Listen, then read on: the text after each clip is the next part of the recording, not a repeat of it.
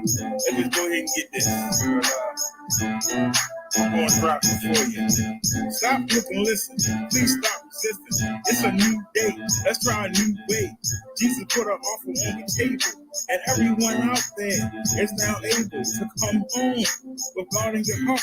You're never alone. If you believe me, you don't need that weed. Give Jesus a hug and put down those drugs. The victory over death is already won. So why are you picking up that gun if your spirit is activating your faith? Why do you need that alcoholic drink? Because the devil tells you, he rules you, he fools you. But the minister is here to school you.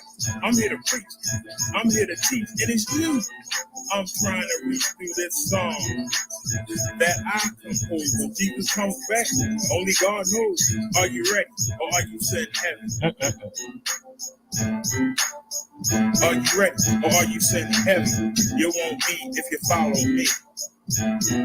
All right, come on with it now. Oh God, what can I say about thee? You still love us sinners and you offer your grace for free. I'm not worthy, but you still search me out of a life of sin. And with Jesus' help, I know I can win. I love serving my Lord. He opens the door to a relationship with God. This is the only way in. In the name of Jesus, I always pray and I lay myself as a footstool for the lost demons. I know that for me. It's not cool to be a believer, but I'm not with my soul in the hands of the deceiver, a wicked devil who bring up inward trouble, who put my desires in haste and long for reaching paradise. A day with no pain, no stress. You gave me the way, and now I'm blessed. You can test me, let the devil stress me. But baby, hell is one place I don't want to see. So stop, look, and listen. Please stop resisting. It's a new day. Let's try a new way. Are you ready or are you set heavy? Stop, look, and listen. Please stop resisting. It's a new day. Let's try a new way. Minister, Brother Darren. I hope y'all enjoyed it. Hey, Nia. Peace, everyone. This is Minister Brother Darren. I'm coming at y'all real. And that's what I do. It's really hard to be a Christian in 2020. Yes, it is. Everybody seems to have a double standard on us. And we don't get no respect in the world. We are considered weak. We are considered strong. We are considered dumb for believing in the book. But yet, these people have no moral. And you see what the world is going to be. We get no credit. So, this is for those who are ignorant, who are amazing, who are thinking on Jesus. Let's get it. Every day I dance before the Lord. So I take the niggas Jesus like an extension cord. I walk among Christ that's known with my name. This is the book of life. Let my light shine. Let it broadcast worldwide. I let Jesus be my God. And if he lets me live another day, I'll continue to come to the people and say, stop being selfish, stop spinning it, come to God, and start winning. I roll with the Lord who is in control. Heaven is my goal, this earth is a personal level. I help my fellow man deal with the devil. He's a liar, he's a fraud. His desire is to keep me away from my God. The most people I come off as right, but if tempted, I might just do a few of the things that God can't stand. He frowns on every day. I've been reborn, I've been hit with many opportunities. I cannot remain in unity with the Holy Father. Sometimes I wonder, is it regular Father?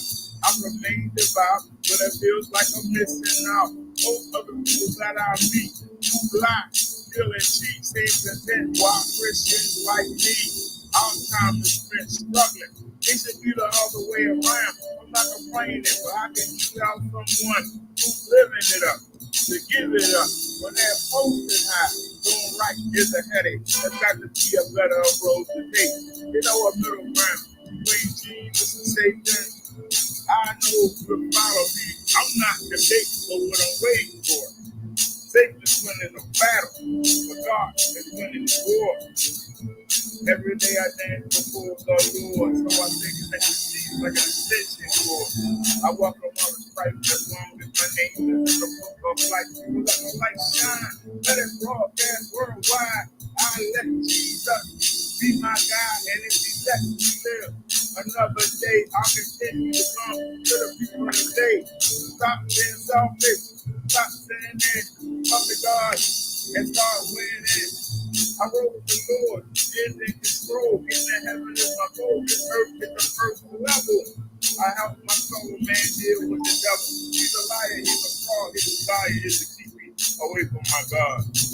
There's a struggle every day to stay on course. I'm behind the enemy line, so I use the word of God as my force, my resource. Becoming immune to the negativity that's around me. The devil has a bounty on my head. Sometimes I dread coming out bored. I feel like I've been drafted for war. But it's okay, the devil can play his mind game, but he can't hurt me where it counts. That's spiritually. He tries to distract me physically, financially, but these things don't mean jack to me. I turn my back to me. It's not easy. It's in man, it could be greedy. So I always want what we can't have. A material thing nothing to me, hey, don't make me laugh. A beautiful event, but the difference is all show. Cause over these years will take me where I got to go. But if I cheat on still, now I lose my protection. For a house, for election, to be under the direction of a sick demon. Who go in the own my soul, no thanks, I roll. For the Lord is there, in control. Every day I dance before the Lord, so I take liberties like an extension cord. I welcome all the Christ along with my name within the book of life. Let my light shine, let it broadcast worldwide. I let Jesus be my God, and if He lets me live another day, I continue to come to the people and say, stop being selfish, stop sinning. I'm the God and start winning. That's right. Minister Brother Derek. Let's get it. Welcome to the Minister Brother Derek Show, and I am Minister Brother Derek. I just want to say that I love Jesus, and that's the title of this song. I love you, Jesus. We're following Wherever you lead us. I love you, Jesus. Don't let the devil deceive us. I love you, Jesus. Can't get enough. Hey, I love my Jesus. Well, people say to keep it real, but here's the deal: if you're not saved, you're I missing out. love you, If you're not born Jesus. again, your future is the doubt. Your body wasn't made to last. I Your time love will you, come. It will Jesus. be reduced to ash. Your flesh will rot, but your light will not. I love You know you, your soul will go on Jesus. forever, so you better realize that you need God, or you will be I surrounded love you, by the pain of a Jesus. flame that never goes out. The pits of hell, where the heat I love swells up. you, There's no relief, Jesus. not for a moment of peace. The agony and cry. I love you, There's someone in the Jesus. background singing, "Burn, baby, burn." This isn't normal. I Burn, love baby, you, burn. I'm a Jesus. walking inferno. But seriously though, this will happen. If Jesus comes I back, love you, see, no one Jesus. knows the time of day. But if you follow the word, it won't matter. I love you, Because in heaven, Jesus. no one will ever be sick or shed a tear. So in this ground, I show no fear. I love What you you, gonna do? Kill me? Jesus. Make me a martyr? Give me a head start? Put me on the fast track? I love So you, keep stacking, Jesus. keep stacking, keep on shacking up. But get caught napping. I love you, Jesus. And I just want to say, I love you, Jesus. Follow you wherever you lead us. I love you, Jesus. I love you, Jesus. Don't let that devil deceive us. I love you, Jesus. He there when we need us. Come on, be there for him. Witnessing to your neighbors, weird, pick a foreign country, respectful. I love you, Jesus. Don't know God. Only looking for purpose like a Alabama. I love you, Jesus. Believe in one Lord, one superior being. Christians I are love born of you, souls by the name. Jesus. but we spend our time fulfilling the desire of our flesh.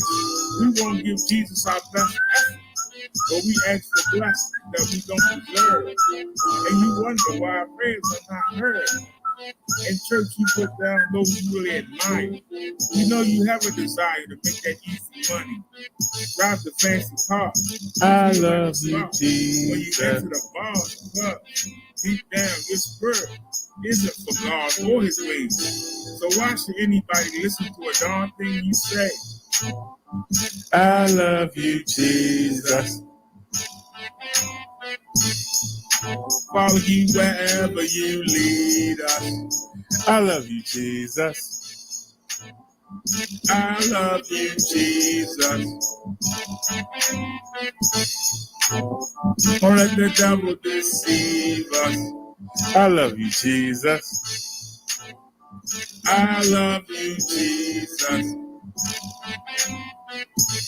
We'll follow you Wherever you lead us, thy Holy Spirit feed us. And one more time. I love you, Jesus. All right, y'all, let's get it. Let's get to the Bible study. The minister, Brother Derek. Yo, let's get it. Let's Welcome get to it. the Sunday sermon, everyone. Wait a minute. This is That's our break song. Hey, everybody. Welcome to the show. Welcome to the show.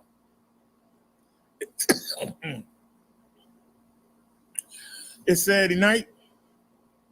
I believe that Saturday is the end of the week. The Romans convinced the other religions, took them about 200 years. I believe the last church to give in was in 1948 or 1958.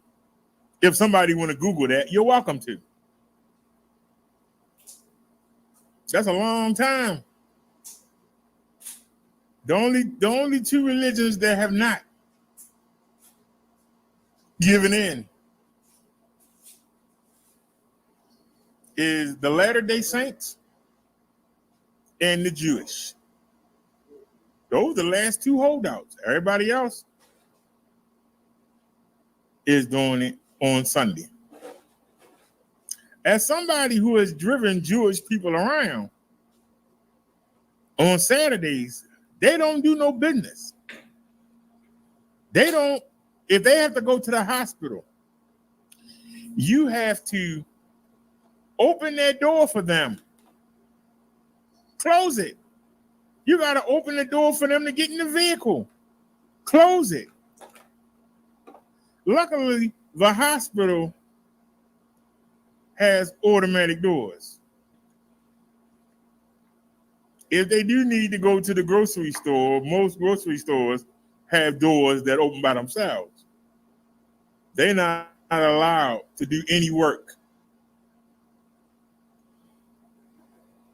Luckily, they have credit cards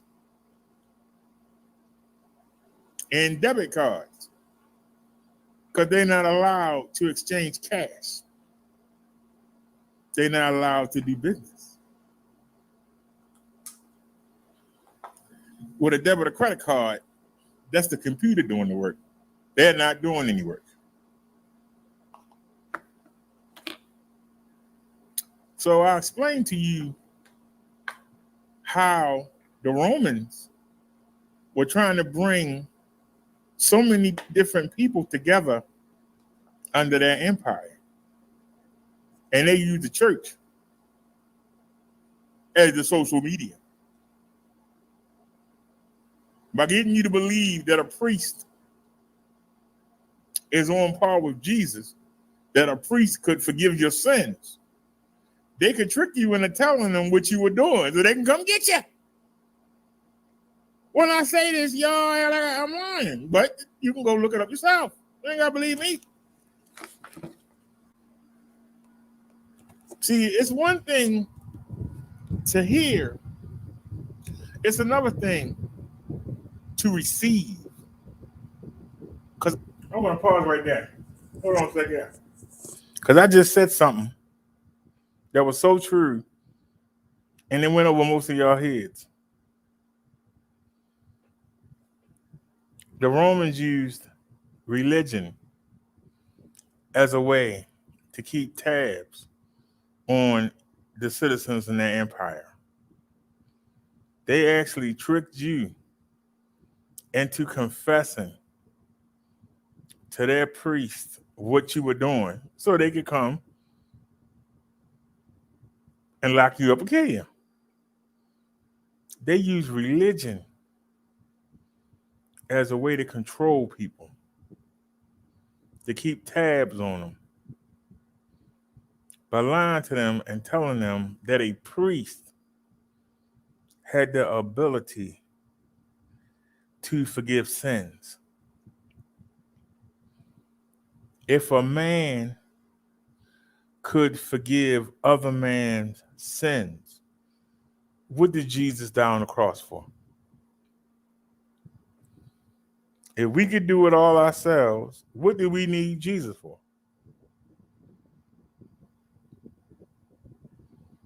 Do you see the lies that I'm telling you? These are lies. Lies that are told in churches and synagogues, have been told for thousands of years. These are man-made lies to control you. Let's get back to the sermon. Because a lot of times you hear stuff and it don't match with what you've been taught. It don't match with what you feel. It don't match with what you think. So you put it to the side or you ignore it because it doesn't match what you know or what you think you know. And I come here and I remind you of that. And that's why people can't last through our sermons.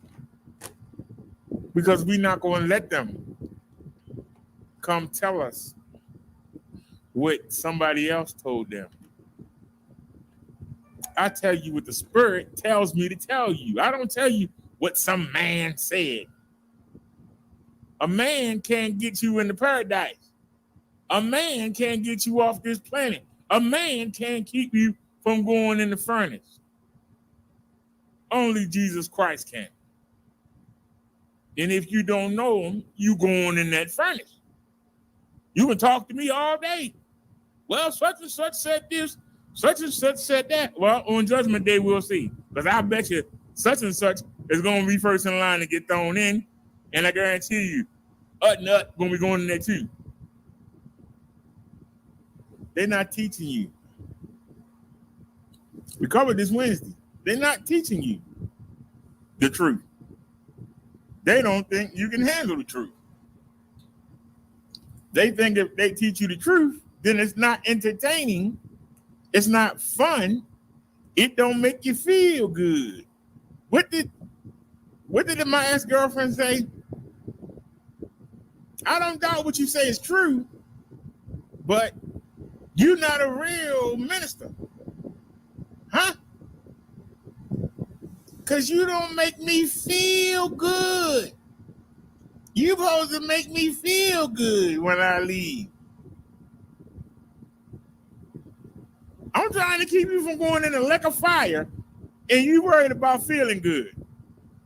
Is it going to feel good to spend thousands of years on a slow burn? Is it going to feel good to get thrown into a furnace so hot that it burns a spirit up? You worrying about feeling good? Well, when I leave church, I want to feel good. If you had Jesus Christ in you, you would feel good. You would feel safe. Isn't that what that woman was talking about? Isn't that what a sanctuary is? A place to feel good.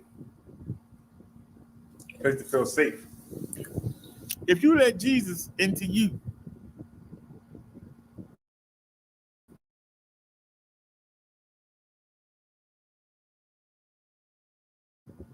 our topic today is we're going to talk about the difference between the 7 seals and the 7 trumpets, because a lot of people get them mixed up. Now, y'all have to remember that 7 is God's number. Man's number is 6. And a lot of people think that 666 is the devil's number. No, it's our number.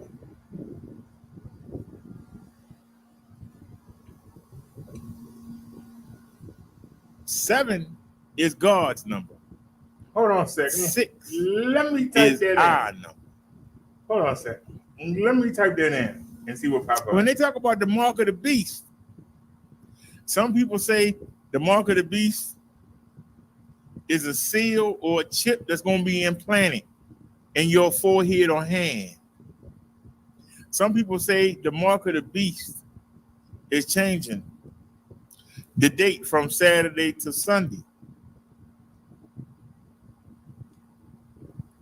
I'm telling you, the mark of the beast is being marked by man. All right, so hold on right there. By the devil. Now, is the spirit telling me the truth? I just pulled up an article at random just seconds ago. So let me come back and then let's actually look at that. Hey, Nia. Hey, Dave. We're on 2 different channels. We're on the Minister channel and the e-bike channel. So some of y'all going to pop up in one. Some of y'all are going to pop up in the other. But hold on. I want to take a look. So stop screen sharing. And let's do it again. And let's go back. I opened up another window. And I actually pulled this article at random. And let's see. Was I correct? Or was I wrong? Let's find out. The number 666. Revelation 13, 16 to 18. Let's check it out. Bible passage. It causes all, both small and great, both rich and poor, both free and slave, to be marked on the right hand or the forehead, so that no one can buy or sell unless he has the mark, that is, the name of the beast or the number of his name. This calls for wisdom. Let the one who is understanding calculate the number of the beast, for it is the number of man, and his number is 666. Now, I've had reverends and ministers tell me that 666 is the devil's number.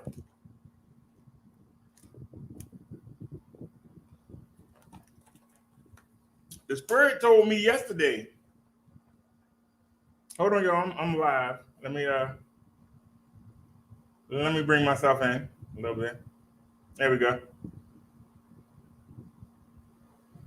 I've had priests, reverends, ministers tell me that 666 is the devil's number and that the devil imitates God and God's number is 7. I explained to y'all that the number is 6. And I believe the number is 6. It's for man. Man who listens to the devil can't fully measure up to 7. So we 6. God's number is 7.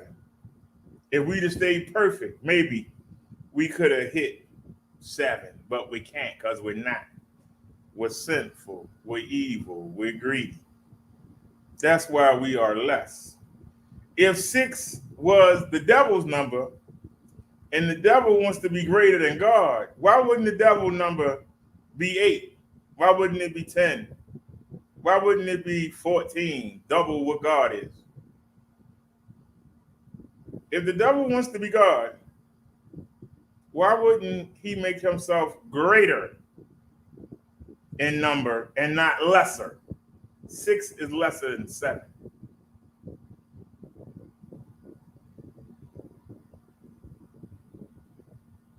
Six is the number of man. I also explained to you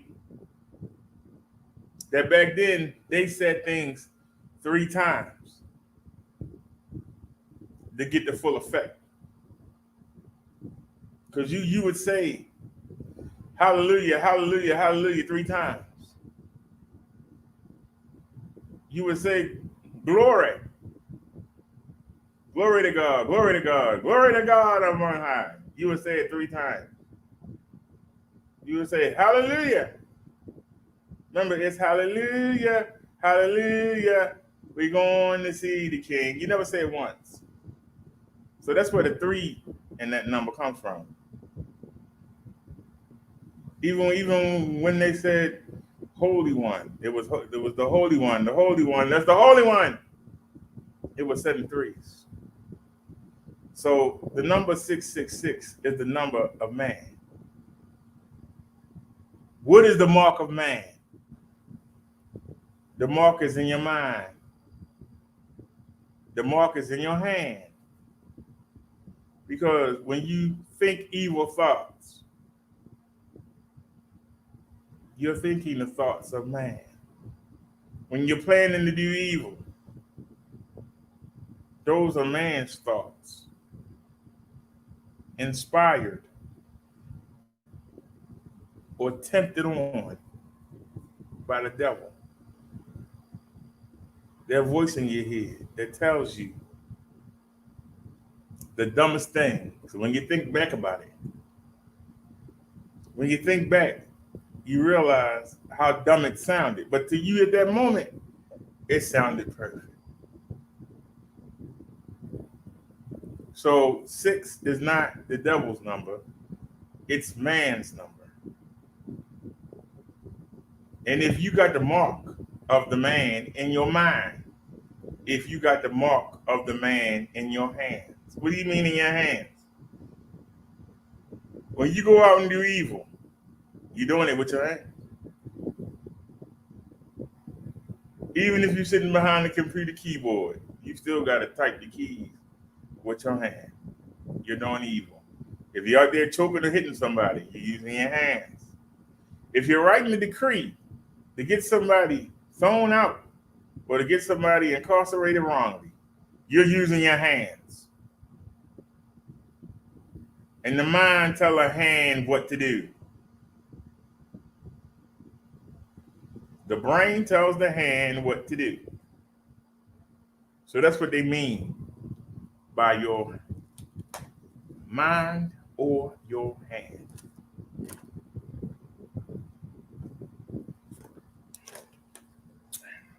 Let's see what else they got to say.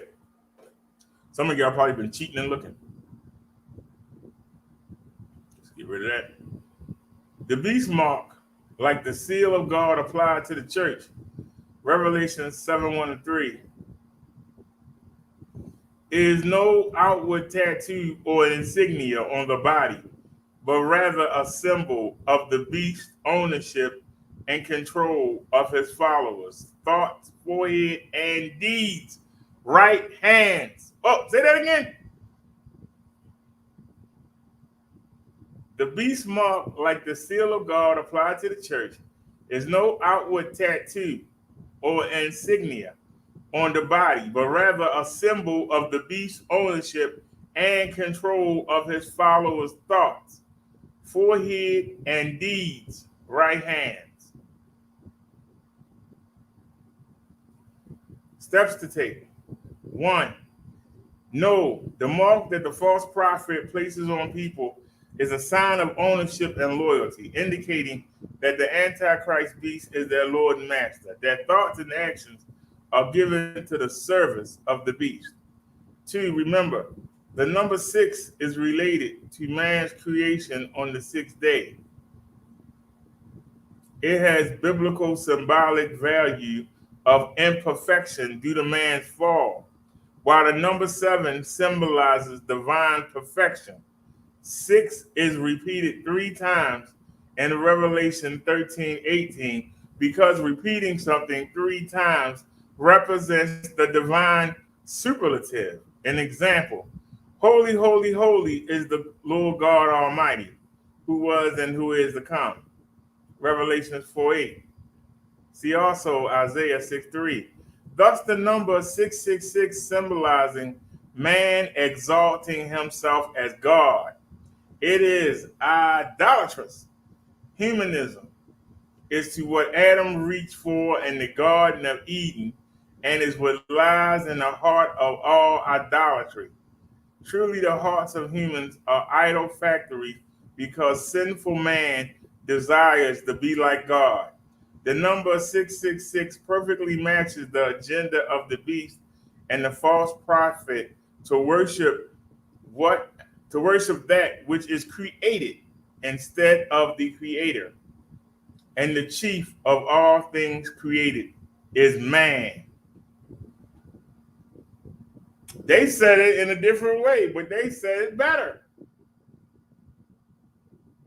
This is what I told you yesterday. And this backs me up 100%. Spirit was right on the money.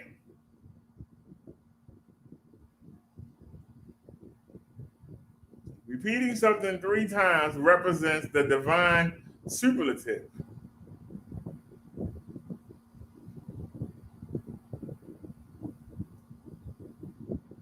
I also told you that man's number is 6. Because of what was done in the garden, man was no longer perfect. So man could not be a 7.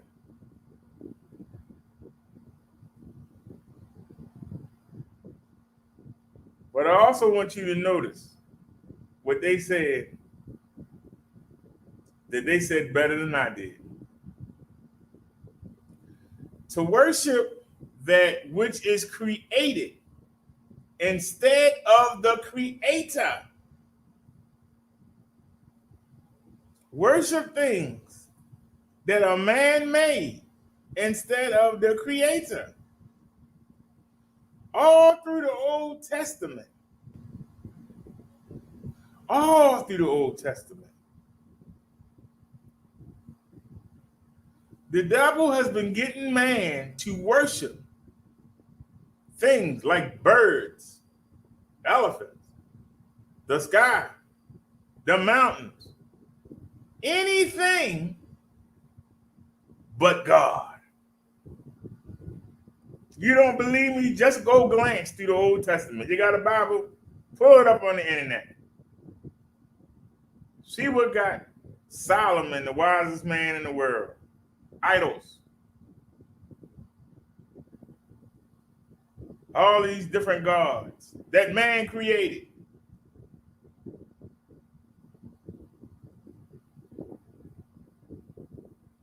Somebody's always trying to get you to worship something. They want you to worship money. They want you to worship cars. They want you to worship gold. They want you to worship anything but Jesus and God. They want you to worship things that are created by the thoughts or hands of man. Or take things that God has already created and not worship God, but worship those things. Some people worship trees. Some people worship alligators.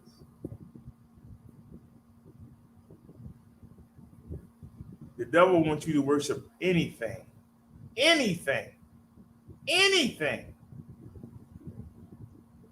but worship him in Jesus Christ. Worship God in Jesus Christ. The devil wants you, he wouldn't care if you worship a daggone penny, long as you ain't worshiping Jesus Christ. The devil wouldn't care if you opened up 20 churches. As long as you ain't teaching people the truth about Jesus, the devil ain't got a problem with you. He'll help you. Some people think that they delivering a blow to the devil when they do things, when they do nice things for people for the wrong reason. The devil's sitting there grinning because he know it don't count.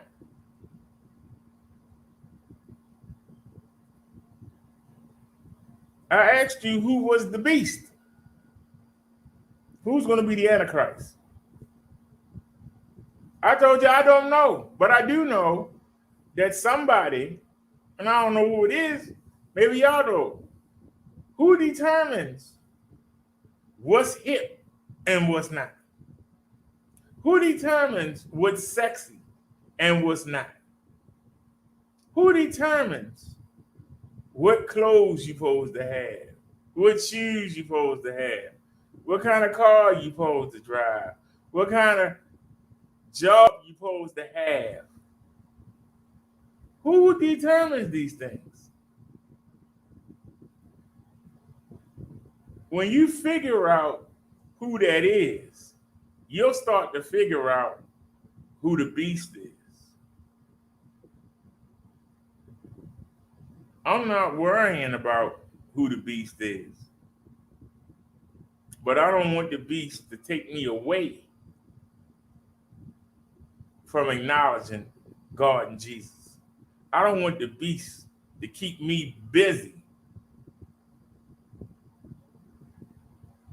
Because over the past couple days, I've been noticing I've been kept busy.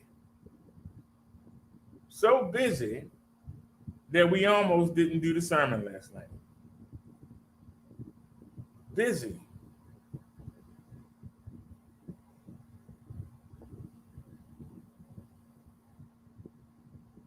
My PayPal card expired in May. I've been trying to get a hold of PayPal since May. An hour before the sermon, they hit me up. I spent time with them, giving them the new address, and they supposed to be sending me a new card. These national insurance people keep calling me. I filled out a form from the state of Maryland. I told y'all the mail lady came with the post, and I saw the letter. I got a pen from her, and I filled it out. They haven't got that letter yet. They probably won't get the letter until Tuesday or Wednesday. But all of a sudden, I'm getting all these phone calls from this one company called National.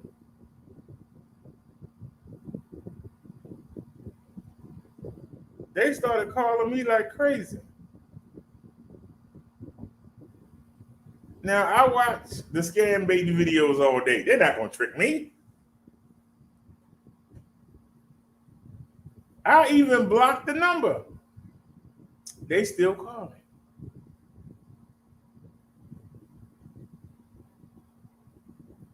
I blocked the number and they still call me. That lets you know it's a scam. Because don't nobody from no reputable company call you like that. We've gotten 14 calls.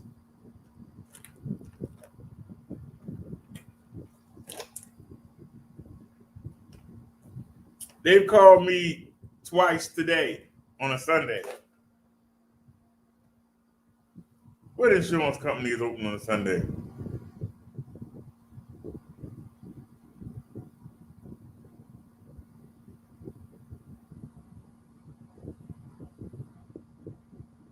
When you see the warning signs of evil,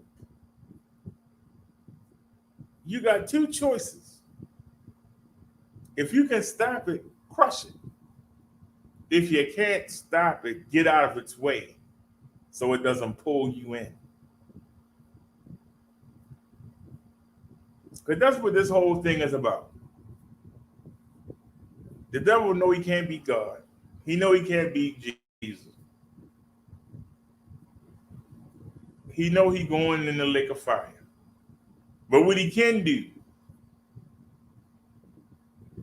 is take as many of us with him. Misery loves company. And the devil wants us to join him in the lake of fire. he doesn't have a sense to repent. He doesn't have a sense to be able to rationalize like we can. See, we can rationalize. He can't rationalize. He can't stop.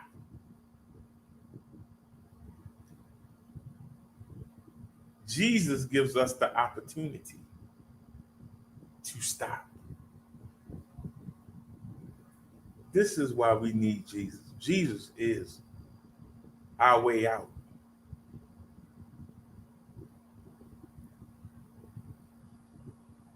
If you have sinned in your life, if you've done anything that God hates, no matter how little or how big, you deserve to go into that lake of fire. That's your punishment. While you down here running around doing whatever you're doing and thinking that there ain't no punishment, there is a punishment.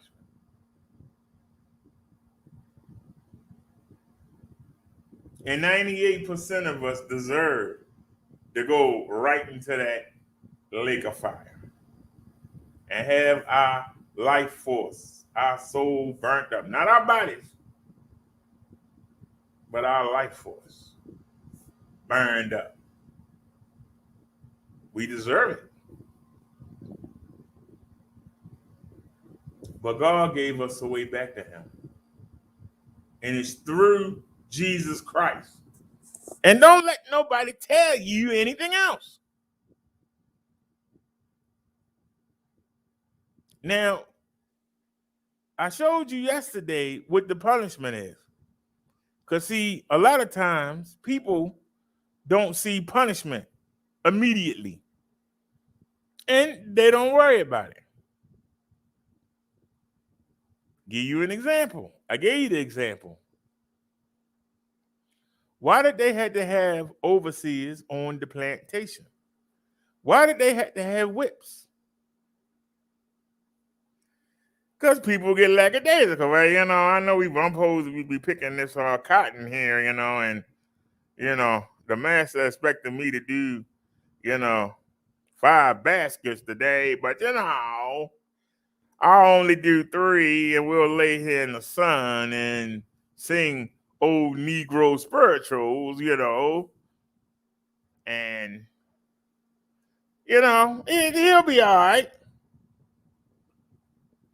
No, he's not all right. That's why he got the overseers to whoop you when you start getting lackadaisical, when your mind start to wander, when you start doing stuff you ain't supposed to be doing.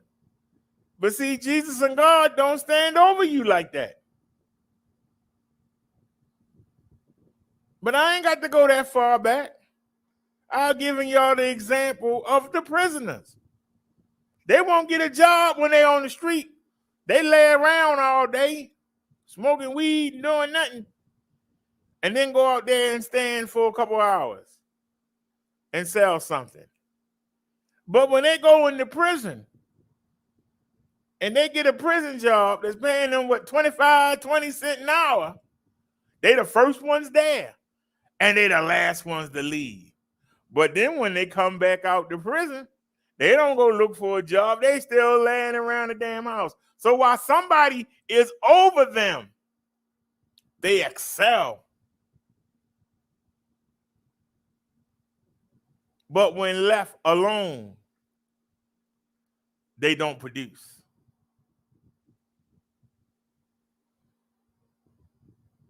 Because there's no immediate punishment for sleeping with somebody else's wife. There's no immediate punishment for alcoholism, drug addiction, cheating people out of money, cheating people out of their homes. There's no immediate consequence. You think there is none.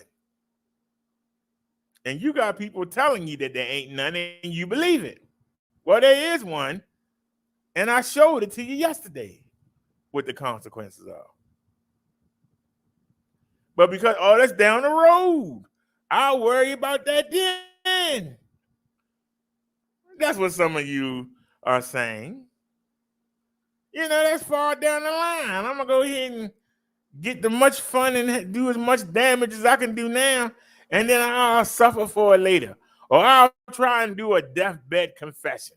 That's what some of y'all are thinking, because that's the rationalization I keep telling you about.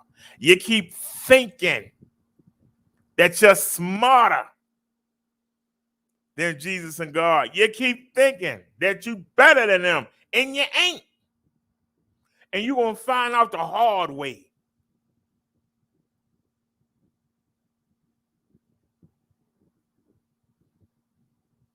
It's my job to bring you the information. You got to take it and run with it. But most of you will ignore me.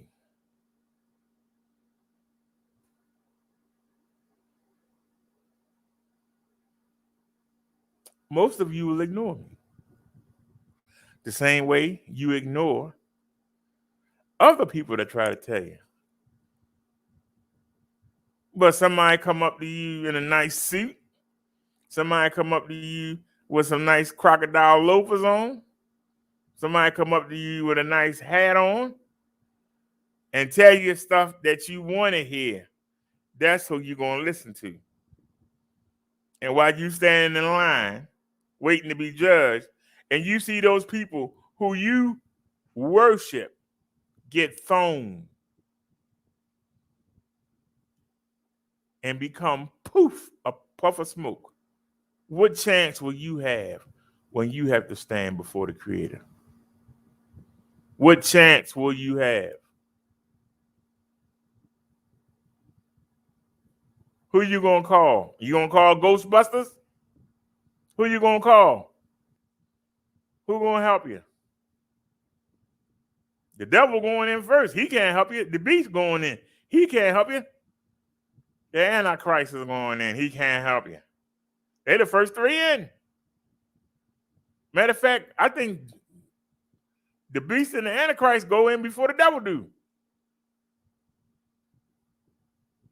So you listening to all these things that are based off the teachings of these individuals, and they can't do nothing. What are you going to do? They can't do nothing. What are you going to do? What are you going to do when your children? You may have to watch your children get thrown in, depending on how evil they are. The evil ones go first. You got a child out there doing all kinds of things, and you still going down there to the jail, still putting stuff in the commissary. You may have to watch them get thrown in and say, damn, I'm going in afterwards. Oh, Lord. What about y'all that spend y'all week? Spend your week in the church. Spend your week in the church. Y'all there Sunday, Monday, Wednesday, Friday, Saturday, Sunday. What are you going to do when you see the pastor get thrown in? What are you going to say when the reverends and the ministers get thrown in? What you going to say when the first lady get thrown in? When the deacons get thrown in? What you going to say? Well, what y'all going to say when Farrakhan get thrown in? What all the black Muslims going to say? What all the people that follow Sarnetta and his team of goons when they get thrown in? Calling themselves pro.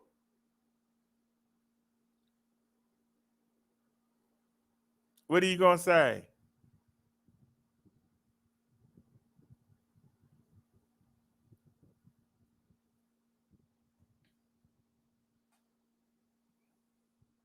You know, when I got off yesterday, I went in there and I watched the boxing. And man, it wasn't until 5 o'clock. That was a nice boxing card. It had some good fights on there. But Manny Pacquiao got beat up. He looked old, but he lost. So then I put the SummerSlam on and saw I had to turn it off.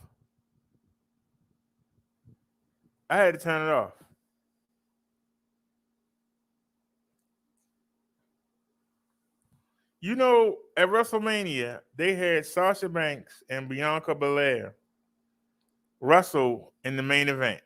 They had a Saturday night main event and a Sunday.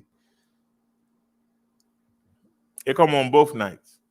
They had two black females in the main event of WrestleMania.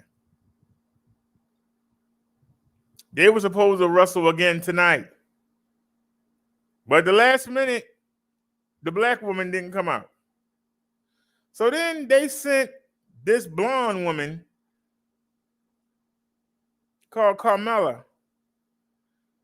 And Bianca Belair, the black champion, had just beat her last night.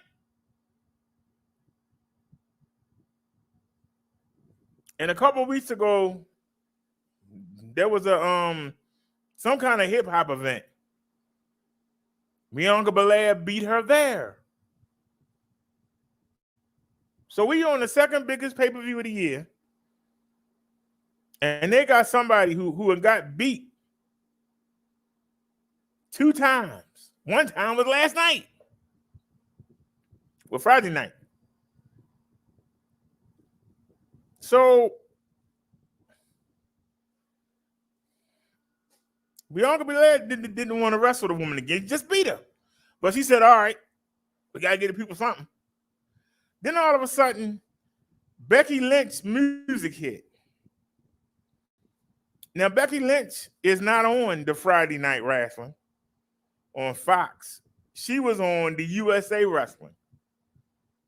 And she had to give up her title back in January because she found out she was pregnant. Now, instead of her going back and getting her title on the Monday Night Wrestling, she's now coming out challenging because she beat the blonde woman up and threw her outside the ring and threw her into the ring stairs. And then she challenges the black champion. She ain't wrestled not one match. They haven't set anything up. We don't even know if she still can wrestle.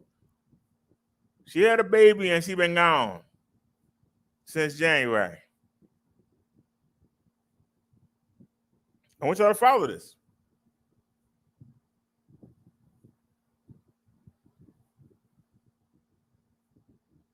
So she talked the black lady into defending the belt against her. And she go to shake her hand. And she punched her in the throat. And then gave her the weakest looking rock bottom I've ever seen in my life. And pins are 1, 2, 3. Making the black champion look stupid. A champion that been reigning since April. Now, they already made her look stupid with Sasha Banks sneak attacking her. It already made everything look phony when the blonde woman that I told you got beat up. The blonde woman was attacking Sasha Banks when Sasha Banks had the championship. She was sneak attacking her and leaving her land. But now she her best friend. We supposed to believe this. And then Sasha Banks don't even show up. Instead, a woman that's been gone, that ain't wrestled since last November, come out of nowhere and gets a title shot. And if it had been a match, maybe I could have went for it. If they'd had a 15-minute match, back and forth, you know. But she hit the girl in the throat and then give her this weak-looking move and pin her 1, 2, 3. We ain't seen the woman get thrown into the guardrail, thrown through tables, kicked in the face multiple times, super kicked, suplexed off the top rope. 290-pound woman splashed her. She still kicked out. But this weak move, 1, 2, 3. She made the black woman look stupid. They made her look stupid. And her standing there walking back, crying, looking stupid. Because they won it. They won it. the white lady to have the belt. The problem is the white lady supposed to be on the other wrestling, the Monday Night Wrestling, getting her belt back. Instead, she's coming after this one. And see, we have to realize that the company likes to keep couples together. Her fiance was on the Monday night. They moved him to the Friday night. So with her coming back unannounced, I guess they decided to put her on the Friday, even though she wrestles for the Monday Night Wrestling, so that the couple could be together. But the problem is they screwed out Sasha Banks because she's supposed to get a title back. They made the champion look like a damn fool. And this ain't the first time. They did the same thing with Kofi Kingston. They made him lose in 7 seconds to Brock Lesnar, after he had been a fighting champion, looking good, even though they had him with pancakes and unicorns and dancing around like a fruit. They made him look like a damn fool. So for those of you who say, we black people have come a long way, I say to you, have we? Have we really come a long way? Or does it seem that way?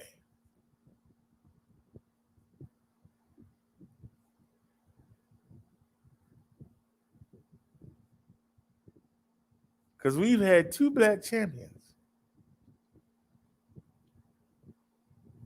They're like fools.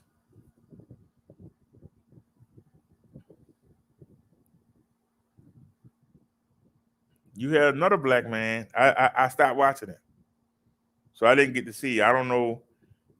I'm sure he beat Goldberg. I'm sure he did, because Goldberg just lost to Drew McIntyre in January.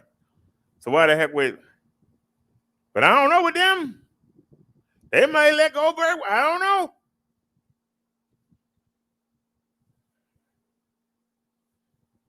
I gotta say, I don't know. I don't know why that old man was wrestling somebody who you made look dominant. Why do you think a 57-year-old man is going to come? What is he, 55, 57? What do you think will make us think that this man is going to come win the championship? You know, the same way that people was watching Manny Pacquiao last night, thinking that he was going to beat that young lion.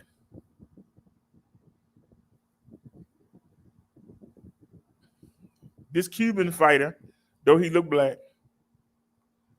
this Cuban fighter been getting ducked like I don't know what.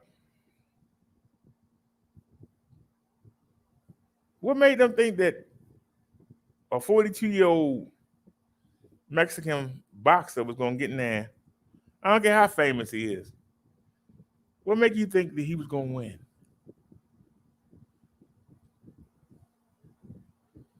He got in there, and that young boy ain't let him do nothing.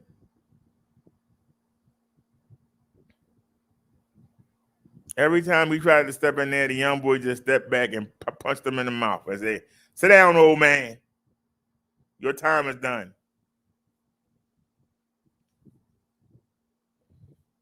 When the decision came, everybody knew what it was, but they booed the Cuban man anyway.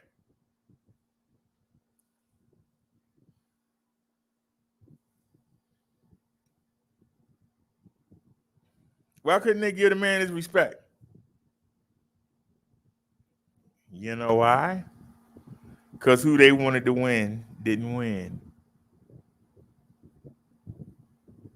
And why am I telling you this? I'm showing you rationalization. People calling for a rematch. A rematch for what? The man didn't have no pep in his step. The man was slow. Every time he went to do something, the guy just stepped back and let him have it. Why do we need to see this again?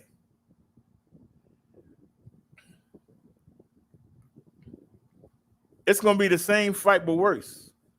Cause now the young boy not gonna have no respect for him. Cause he know the old man can't hurt him. The old man can't keep up with him. He gonna take that old man out in 4 rounds. Why would you want to see that again? We just want to see you one more time, Manny. We just want to see you go out there. Why would you want to do that to that old man?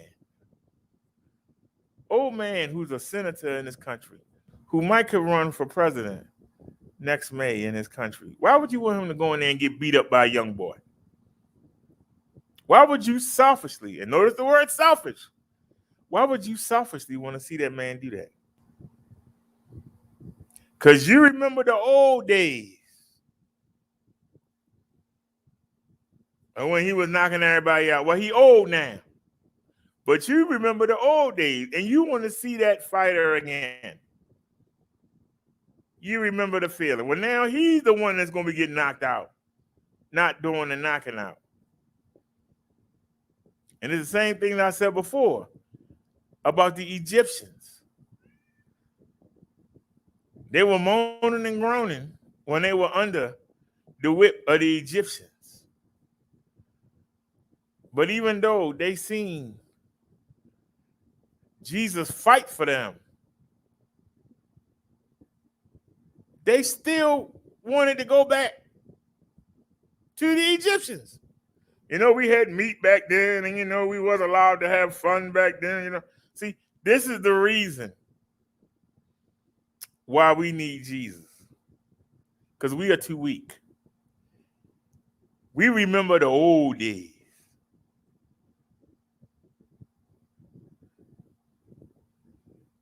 If there's anybody still living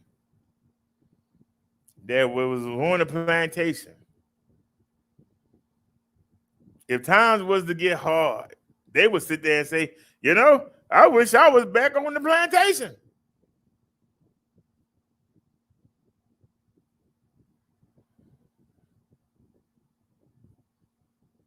Because human beings have an ability to block out what's wrong and just focus on what feel good. I told y'all last week,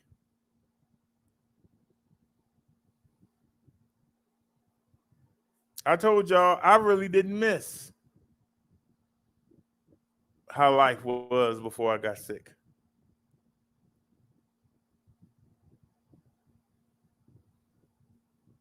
I worked like a dog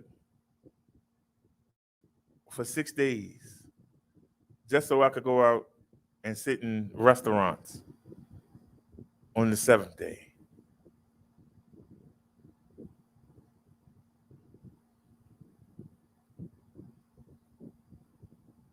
No, I don't miss it.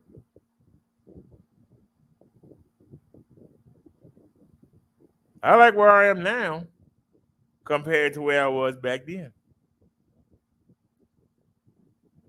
I think I'm in a better situation. But don't you remember when you were doing it? Okay, but I'm not doing that now, and I don't miss it. I don't miss working like a dog to take that money and give it to somebody else. I work like a dog all week and give somebody a bunch of money for an hour or two.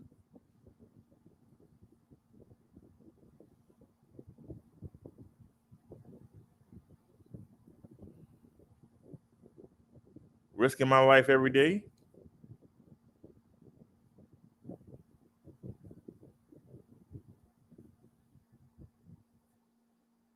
I'm grateful for the time. I'm grateful that I was able to earn enough credits.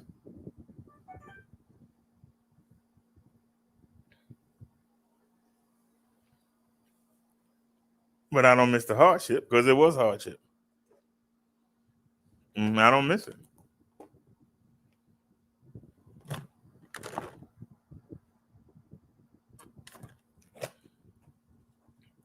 Let's get back to this.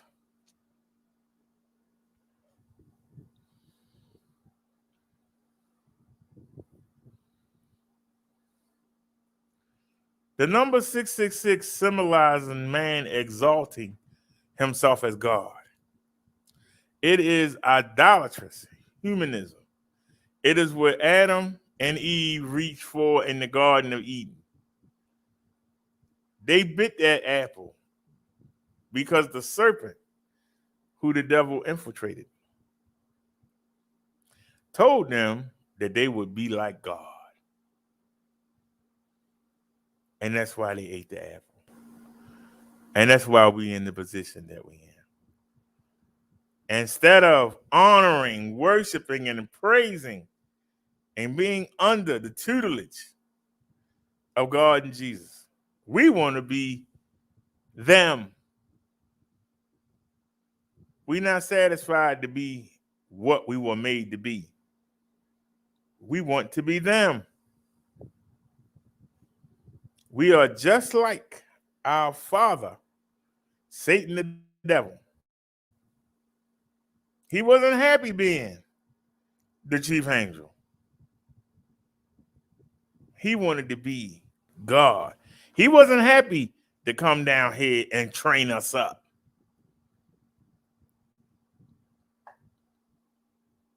He didn't want to be under us. He wanted to be over everyone. He wanted us to worship him. And every time you have an evil thought, every time you do an evil deed, you worship him.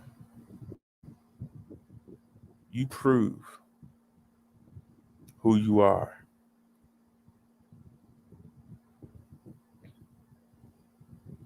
And that's why you ain't gonna never see heaven. That's why you're gonna see that long thousands of years down there on a slow burn for those of you that die. For those of you that's alive when Jesus come back, oh Lord. The sun scorching you, painful bulls of your body, the earthquakes, you can't even run. When the hail start falling on you, because there ain't no ground you run on. The ground's shifting under you. You can't even run from the hailstones. They're going to take the mountains away. You can't hide in the mountains. They're going to be taken away. That's going to be a painful time. I hope I'm not alive. I hope that I'm taken up in the rapture beforehand. I don't want to experience any of the seven seals or any of the seven trumpets. Any of them.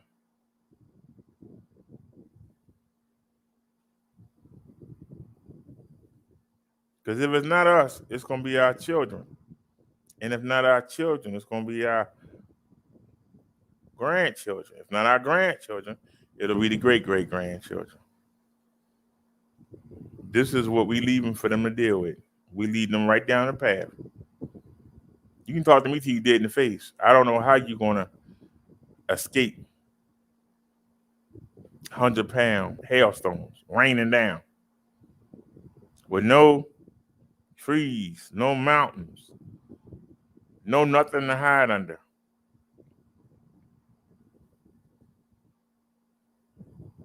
It's going to be pure hell.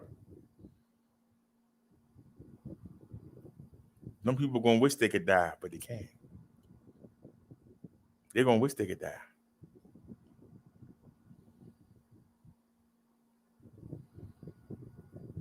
So man wants to worship everything but Jesus and God. You'll worship the roach going up your ceiling before you worship Jesus and God. You'll worship the rats bringing disease into your home, the mice, before you worship God and Jesus. We in trouble. Let's keep going. This mark in Revelation is not literal. It's not a visible mark on the skin or a computer chip under the skin. One who has the mark is devoted to the worship of humanity, to think and live that man is godlike, believing that humans are the ultimate. All people are born in sin. Thus, all people outside of Christ have this mark. where the beast scars his followers with the mark, God imprints upon his children his seal of redemption, a protective badge, the Holy Spirit himself. The Spirit of Christ applies to all believers under all the benefits of Christ, who is our protection, our refuge, our wisdom, our discernment, the one who enables us to understand scriptures and perceive the deception of the beast. The Holy Spirit seals us, making us citizens of a better land and heirs with Christ.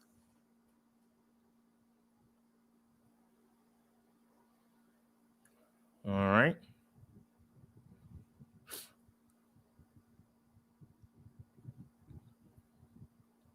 So let's get back.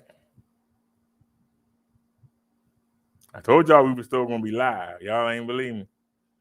Let me stop the screen sharing and go back to screen sharing.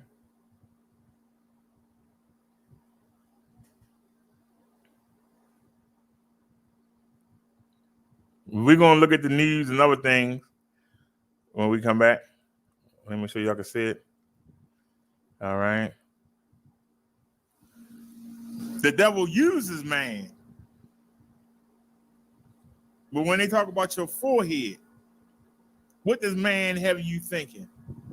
When they talk about your hand, there's a chip in your hand.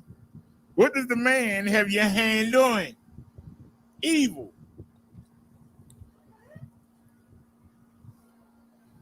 Influenced by the devil, yes. But it's man. So when you hear 666,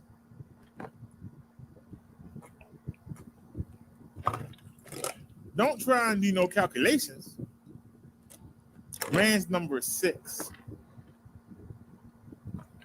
And you might hear some people say, holy, holy, holy Lord. Salvation, salvation, salvation. Hallelujah, hallelujah, hallelujah. Glory, glory, glory. Yes, sir. They say it in 3s. That's amazing. That's friggin' amazing. In Revelation, they said man's number 3 times in 3s. That's my opinion. But the Spirit telling me it, we'll see. Whether or not it's backed up. We just saw Anybody want to come in? Let me invite. Anybody want to come in and debate me? Anybody had a cojones to come in here and debate me?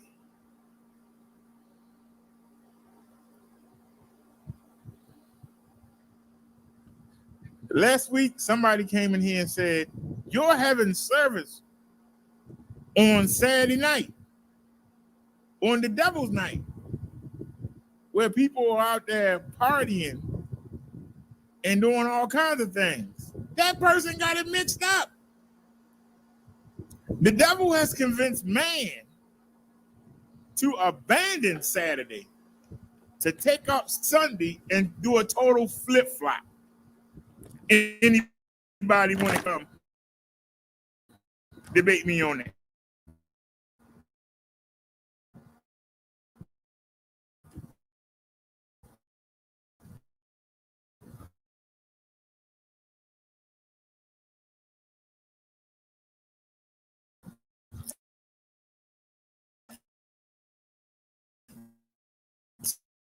Saturday is the end of the week.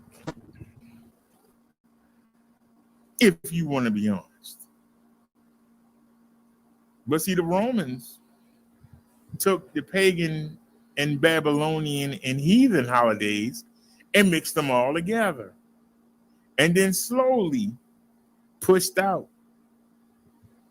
the pagan influence over time.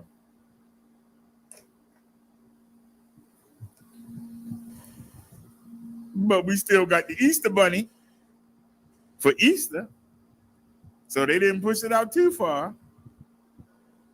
You're supposed to be honoring Jesus' death on the cross and resurrection. Instead, you got your kids out there hunting for Easter eggs. You got your kids wondering about an Easter basket.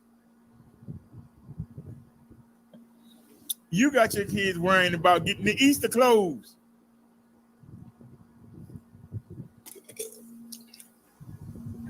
What they got to worry about Jesus is dying?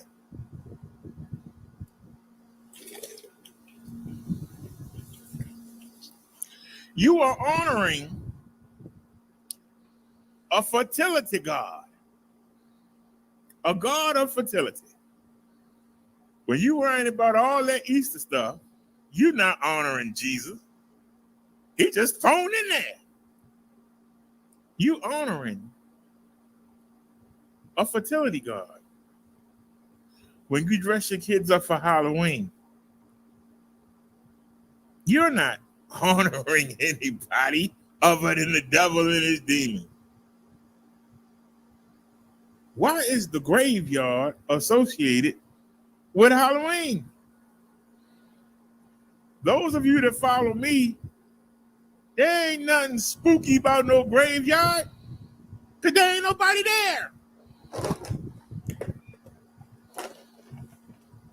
When you die, your spirit leaves your bloodstream, and it goes to one of two places. It goes to baby hell, or it goes to paradise. You either go up to the good spot, or you go down. There's no either or. I tell y'all that a funeral is not for the dead, it's for the living. Because that thing in the casket ain't got no soul in it. It's just bones and flesh that the worms are waiting to eat up, that the maggots is waiting to eat up. That's all that is. That's why they got to keep it cool. That's why they got to use them ingredients to keep the body from deteriorating. Because there ain't no life source in the blood. So who are you there worshiping? Who are you there giving honor to? Who are you there remembering? That person ain't there. They been gone. They don't know what you're doing. What are you going to the graveyard for? I've been to the graveyard one time to see my little girl, and that was when they buried her. What am I going back for? Ain't nothing there. It wasn't nothing there when they put her in the ground. What am I going to keep going back there for? What am I going to lay next to a cemetery plot for? Ain't nobody there. My little girl ain't there in the cemetery. She didn't live long enough to do any sins, so we know she's in paradise. So I need to go join her. What good is me laying next to a graveyard? Oh, I miss you. Well, who is that for? It ain't doing her a bit of good because she gone.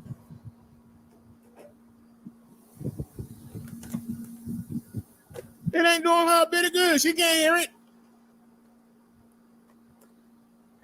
Well, they looking down on you. Looking down from where? No, you know what? Your mother's looking down on you. Really?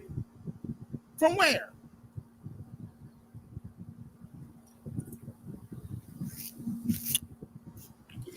These are man-made things you saying.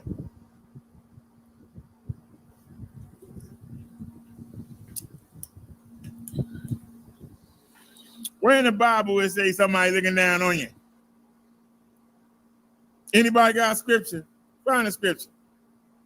Tell me where it say somebody didn't gone. They're looking down on you. I'll listen. This is something that man made up. That's why I keep telling you. Will you keep saying, Minister Brother Derek, I don't see you on the radio stations. I don't see you hanging out at the churches. I don't see you mixing in. Why do I want to hang around a bunch of liars? All they do is lie to you. Why do I want to be associated with liars? Why would you want me to associate with a liar? Why would you brag about being associated with liars? If Jesus didn't hang with the clergy, why should you? If Jesus didn't look up to the clergy, why should you? If Jesus had nothing good to say about the clergy, why should you? If you want to walk with Jesus, you got to do what Jesus does. And one thing he didn't do was hang around the clergy of his day. So why the heck should I hang around the clergy of the day? Why should you hang around the clergy of the day? I'm asking you questions. Link in the chat. Somebody want to come in here? Come on in. Don't get the whooping. People keep worrying about getting a stamp. I'm getting a chip in my brain. You already got the stamp. When you believe that foolishness, you got the stamp in your mind. When you use your hand to sign and let people do awful things, that's the stamp. 6 is the number of man.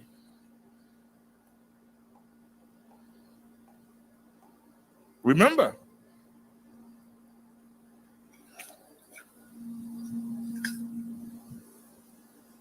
in the garden,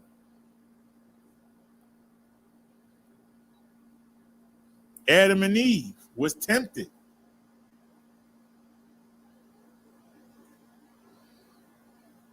They were told.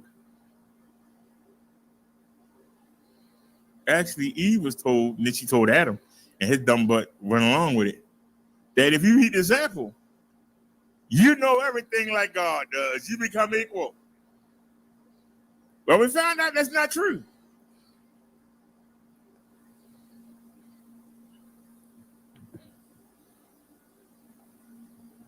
So they didn't quite make 7.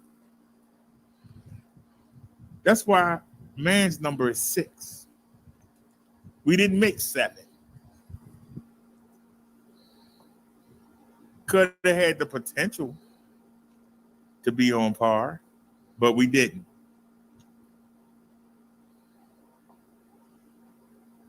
We sold ourselves out. And that's what a lot of people do. They sell out. You sat in the church and known that what you were being taught was not correct, and you said nothing.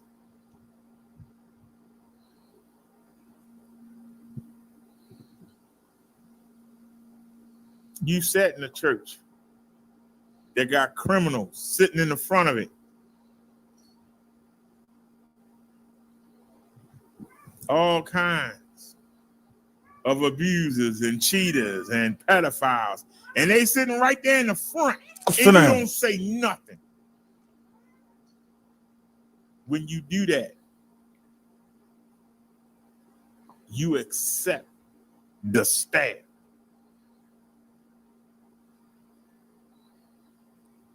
When you know your boss is doing wrong, but you benefit from it. So you say, okay. And you keep helping that boss cheat more and more people. That's your hand.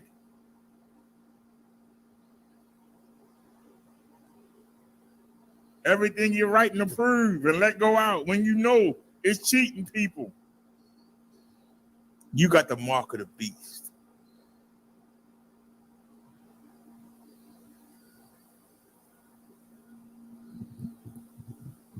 Who is the beast?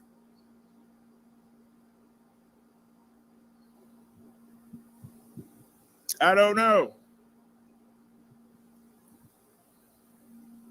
But who tells you what clothes are hip to wear? Who tells you what dance steps are hip? Who tells you what songs are cool? Who tells you what's attractive and what's unattractive? That beast is in there somewhere, giving out orders and somebody's following.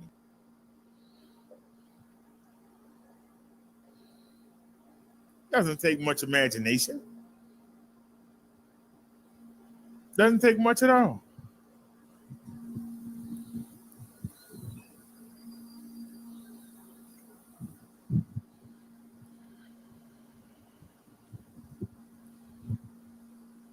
You got evil surrounding you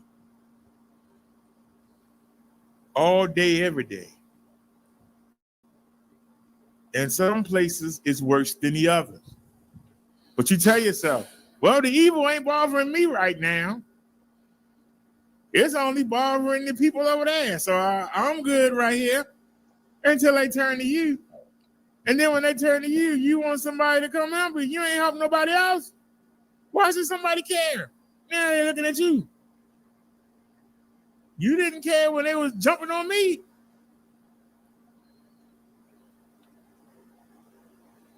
That's called divide and conquer. Because you're mad now because ain't nobody coming to help you. But you didn't help nobody else when they was in trouble. But you didn't get no help, so now you're mad. What you mad for? Yeah, well, you know, if that was Jesus and God, this wouldn't happen. They sitting there looking at you like you're retarded. Yeah, you bring our name in it for. You didn't ask us to help you crush the evil when you saw it, but now that it's on you, now all of a sudden you expect somebody to come help you.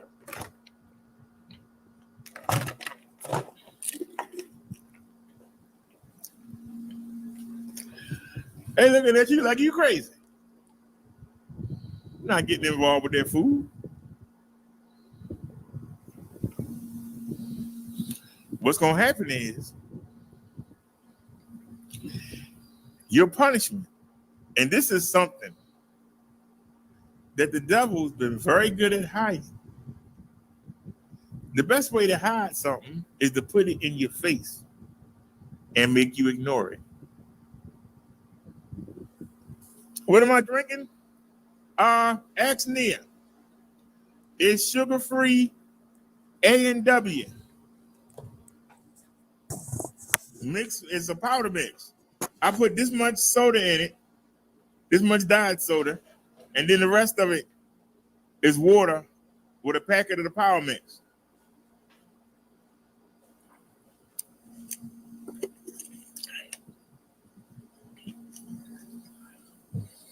I had a whole box in the cupboard. I had a whole box in the cupboard. So I went on and made my little mix.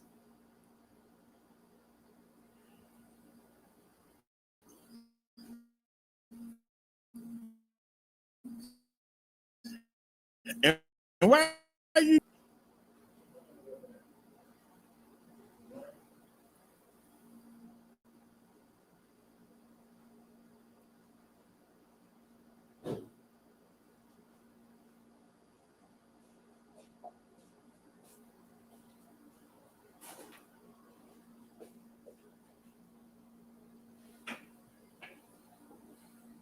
I don't know why I go to the bathroom. I was up. Hold on a second.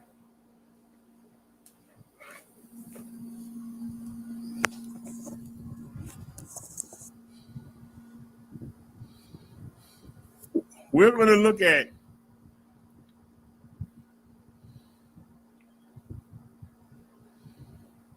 somebody asked me, what was I drinking? I don't know why I didn't turn that light on. But anyway, this is what I've been drinking. And there's only one left in here, so let me get it out. And so we still got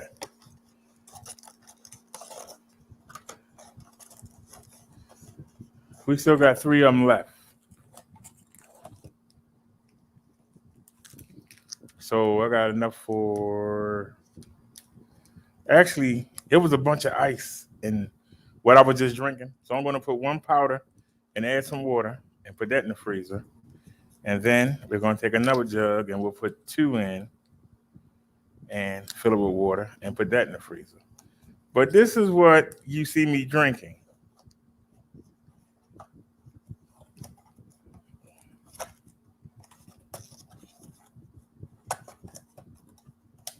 It's something that Nia suggested.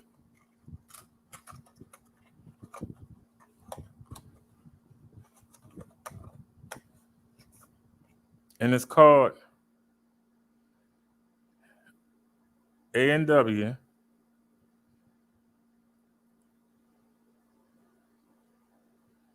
and it's sugarless. You can see sugar-free right there. Sugar-free right there. But this is what we have been drinking. Now, y'all know that we normally go to the market every other day, and that's because I have been getting 2 liters of diet soda.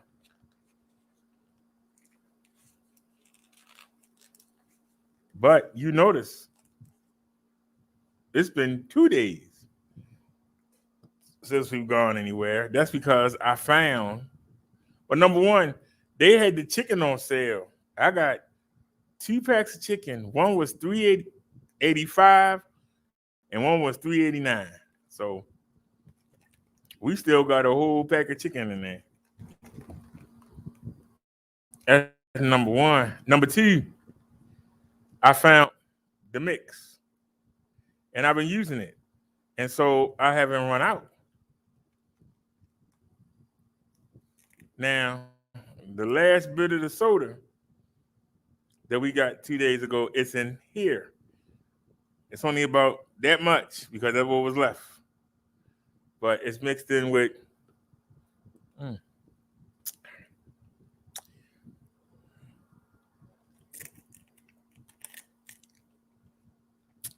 when I get off of here, there ain't gonna be no diet soda mixed in because I'm going to put just 3 packets in here. I'm going to put one, and the one you just saw me drinking out of is a bunch of ice in there. I'm going to put 1 packet in there, shake it up real good, put it in the freezer, and then when I empty this one out, I'm going to put the 2 packets in here and fill it with water. So that's why we didn't have to go out. I was going to go out today.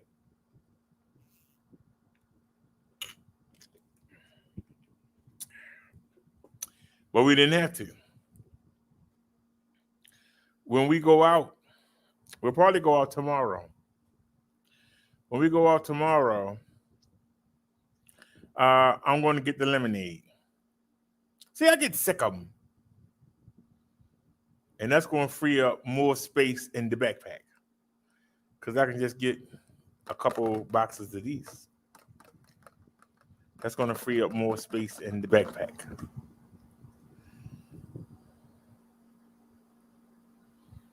And so we're probably going to get some lemonade and maybe some sugar-free. They sugar-free. Maybe some pink lemonade or maybe some like tea. But I don't like lemon tea. If we can find, which is really weird. I don't like tea with lemon, but I like lemonade. Does that make sense? I don't like tea with lemon, but I like lemonade. Isn't that weird? But isn't that? Maybe I don't like them together, where the tea dominate. But if it's a half and half, I can drink that. But I can't drink iced tea with lemon. But I can drink half and half. I can drink lemonade. I can drink raspberry iced tea, peach iced tea. But I can't do regular iced tea. Isn't that weird? Nia said it's two different drinks. Well, for some reason, I don't understand. How come tea with lemon is nasty, but lemonade is good? Half and half is okay, but green tea is okay, but not the one we got when we went to the market the other day. Remember, I was dehydrated. Man, if y'all thought that I was enjoying it, that was the nastiest. I mean, it tasted like it supposed to have been green tea, but it tasted like. Have you ever just had apples and you crush them and you squeeze a little bit of juice out of them and then you drink it? Doesn't taste that good. That's what that tasted like. It tasted like apples with no sugar. I mean, it was nasty, but I was thirsty and I was, dehydrated, so I ain't had no choice. I think I was cranky that whole ride home. That was nasty. I couldn't even drink it all. I went and threw it away. It's on the video. It was nasty. But I wanted y'all to hear that again because I was watching it today. And I saw that only 30 people saw it on the Minister channel and only 30-something people saw it on the e-bike channel. So I thought I should replay it. I wasn't going to play the whole thing, but I just, because y'all can go back and watch. Y'all can go back and watch. It's up. The video's up. It's up on both channels. But I just wanted y'all the people who didn't get a chance to see, maybe you see it today. I'm noticing we having the Wi-Fi problem again. I unplugged the router before we started.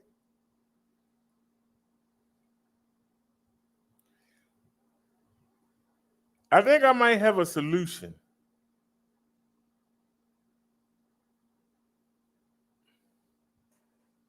But we at the end of the month. That's the problem. I know what the solution is. It's two things I need to do. One, get a Wi-Fi extender. Meaning that it's going to take the signal and amplify it through the house. That's one solution. Two, get a better adapter. But we got a good one. But get a better Wi-Fi adapter. That's the two easy ways. The hard way and probably the best way, but I don't want a cord running through the house. The best way would probably be to it's two ways to do it. Either get the extender for the cable. The cable wire, get an extender. Get an extender and move the router out into Davy's room so that the router is in between this PC and the other PC. That's one solution. Or get an Ethernet cord that's long enough to run from the bedroom all the way out here and plug it into the back of the PC. But that's going to give me a cord that's going to have to run through the house.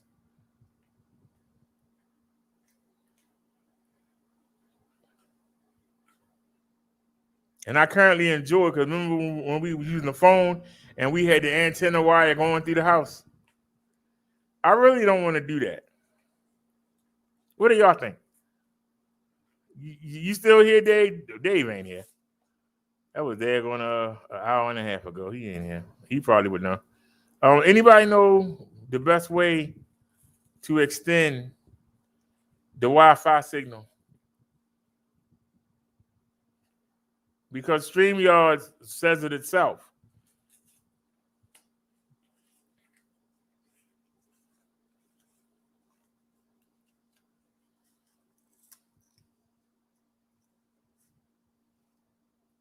Now I could try to move the PC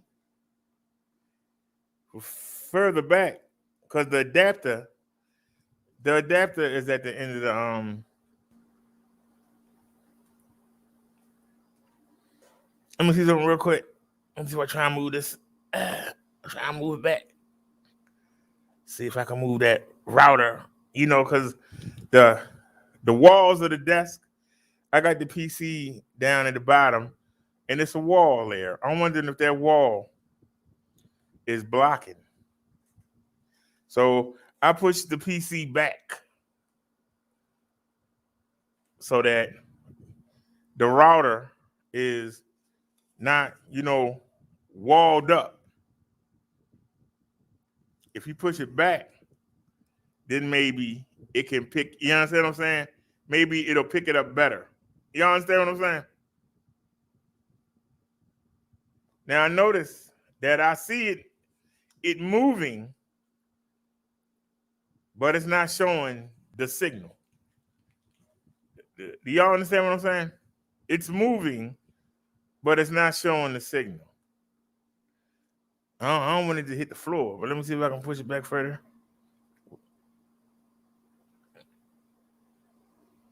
And let me move it out a little bit. You're too close. If I bring you out some.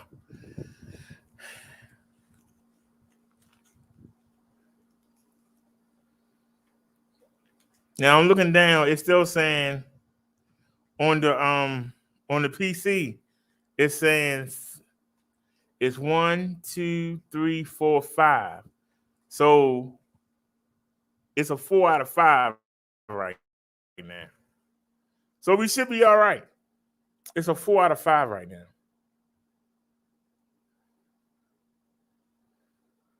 Now it's back. It just came back. It just went away again. So I'm wondering if we get which one is cheaper?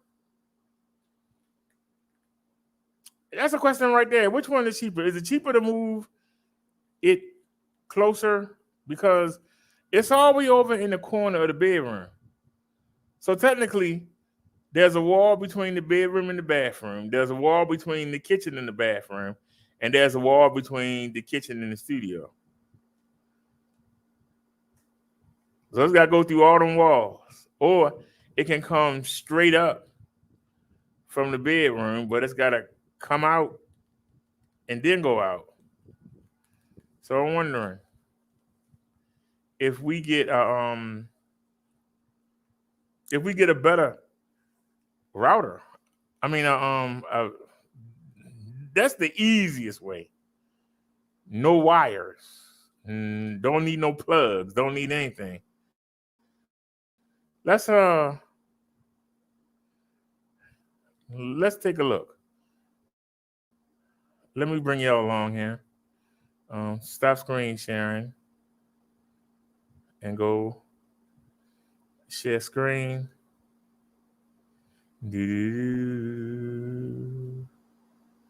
I thought we had another Chrome tab open. We do. Okay, let's go back. Let's see if it's showing up now. There it is. Oops. All right, so y'all should see a Google Chrome tab. Okay. So now we got to find it. All right. And let's go.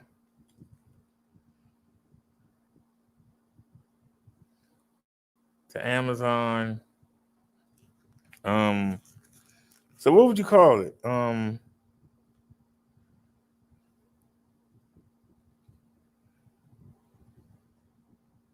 Guess you would call it PC wireless, PC Wi-Fi adapter. There you go. Go to Loader High and go to All Prime. And let's see if we can find something. Now, see, we don't need nothing like that. That's a cheap. That's a cheap cheat too. So we gotta get past the cheap cheats. That's only 600.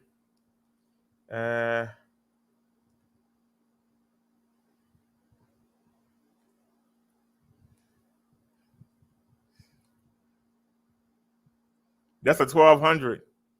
That's a 1200 megabits.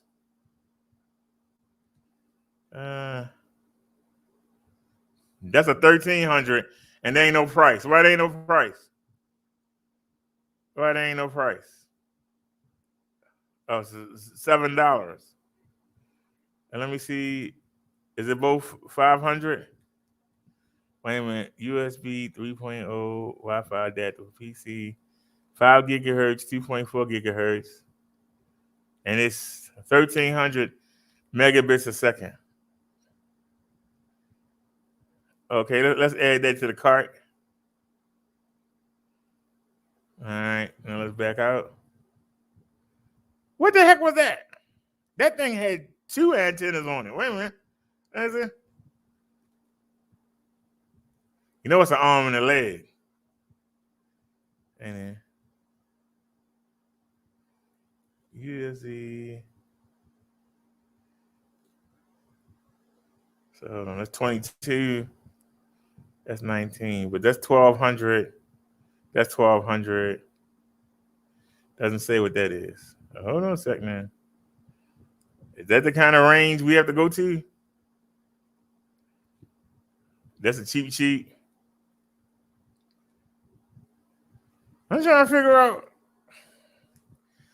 That would take up so much space. But it got 2 antennas. And they got the 2.4 gigahertz and the 5 gigahertz. 5 gigahertz high gain is 1200. That's 750. That's a 650. That's a cheap. I just don't like how it's shaped. I don't know how I could get it to go in. And I guess you can have it go sideways. That's I like the 2 antennas. I like the 2 antennas. I'm trying to think of how the heck you would get it to go in. I guess it would go in sideways. I guess you could bring the thing out and have it be sideways and have the 2 antennas going out. So add the cart. Let's go back.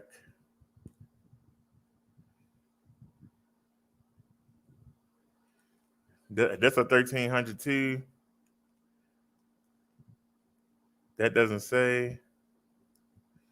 Yeah, they ain't got no antenna on it. We ain't gonna fool with you. Nah, we had one of them. They's a piece of crap.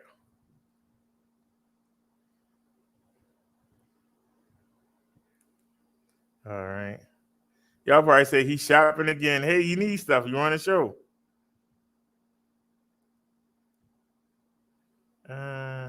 That's 100 and this cheap. That's only 600. All right. That was the first line of defense.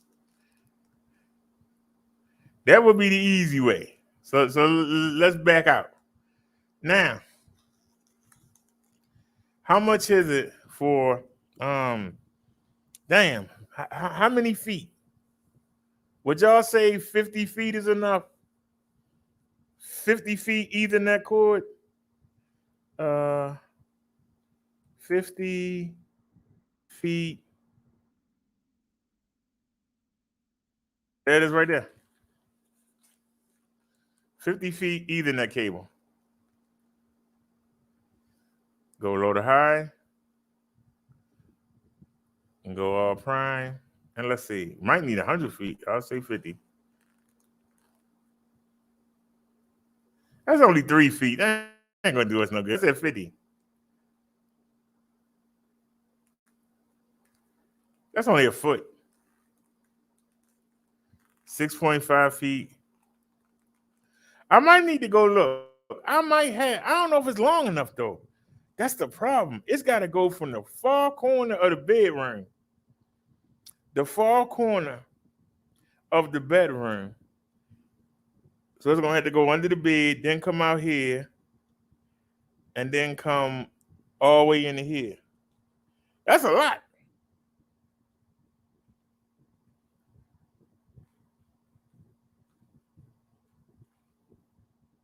That's a lot.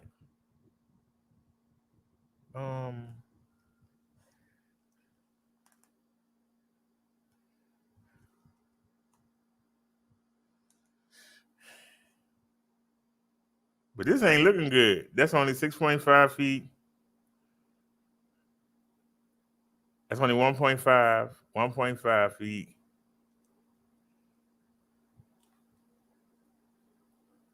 That's only 1.5 feet? Are you serious?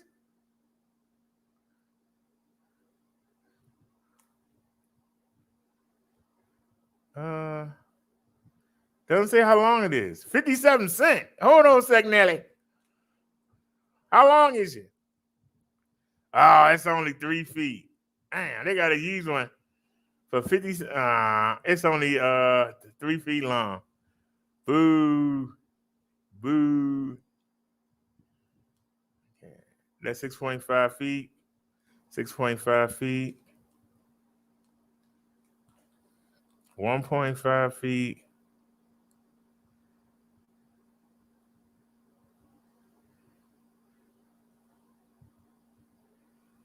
I don't know if I brought it. I know I had one, but I don't know if I brought it. How's that only 1.5 feet long? Why are they so short? That's 5 feet. That's 6 feet. 6 feet. Maybe I should measure. I don't think the tape measure long enough. Let me see. I got the tape measure right here. I don't think it's long enough. Let's see. How long do you go, sir? Amen. How long do you go?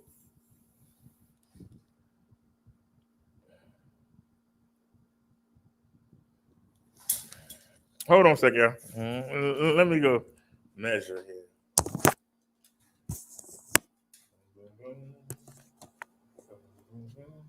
You know you go right there. So why are you trying to go there for? Hold on a second, y'all. Let me see if I can do this here. Right now.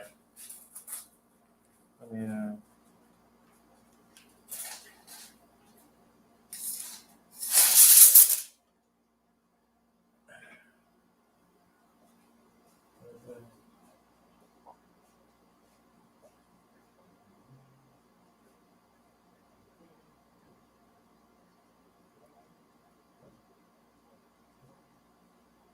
let's say I move the router to right here. How many feet would it be?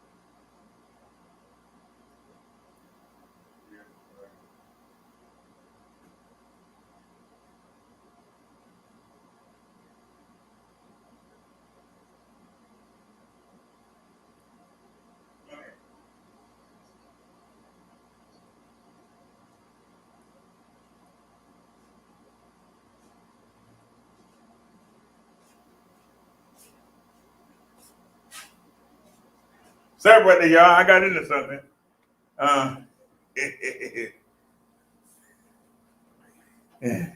Sorry about that, y'all. I got into something.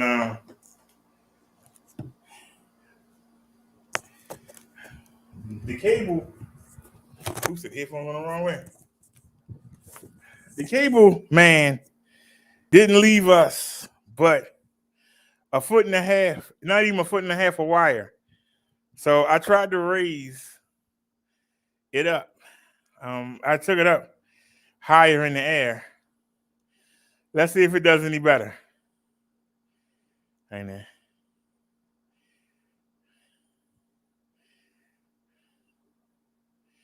It's still saying we only getting 4.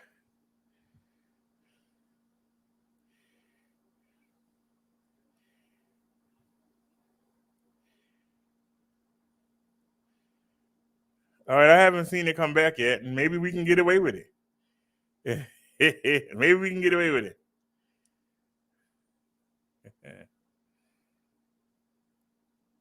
All right, I don't see it coming back. I'm watching it. I was able to raise it up some, and I aimed it toward the bedroom door. You know, of course, I got the pot with the apple cider over there, and there was a gnat on the end of it, and I hit it, and everything went every which way. The router hit the floor.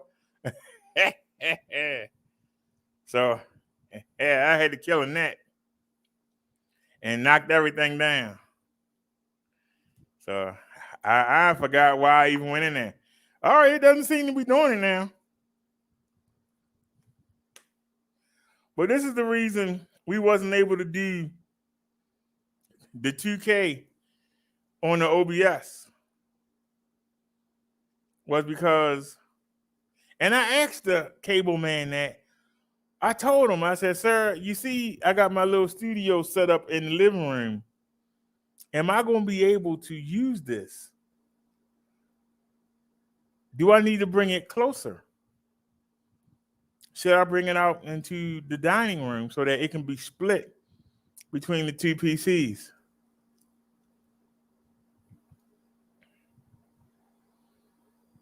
And so, but it seems to be working. So, hey, let's leave it alone. It seems to be working. I haven't seen it do it. So, let's give it the ultimate test. This is how you test it. Hold on, y'all. We're going to test it right now. Let's go in. Hey, Davey, what do you want? Go sit down somewhere, relax your nerves. Hold on a second, y'all. We're going to see. This is how you test it.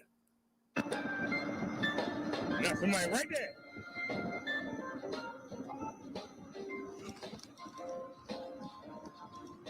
Hold on a second. We're going to test this right now. Y'all let me know if y'all see the screen. Let me know if y'all see the screen shifting.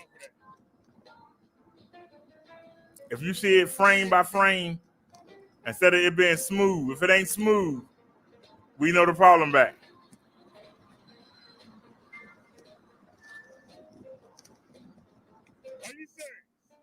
All right, is it smooth? Right to the bike lane. See a bike coming. How y'all doing?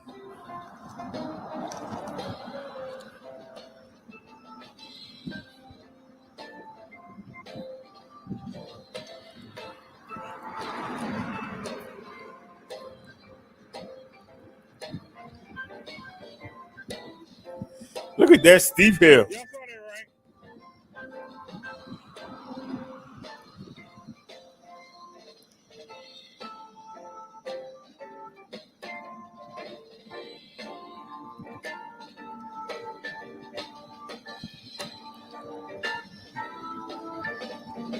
I like that. Hey, we made it.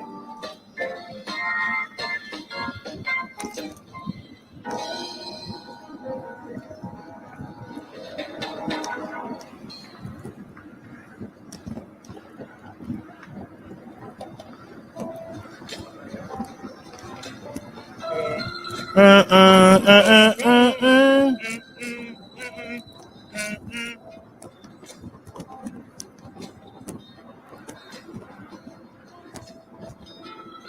right, y'all. How's it look? Is it smooth?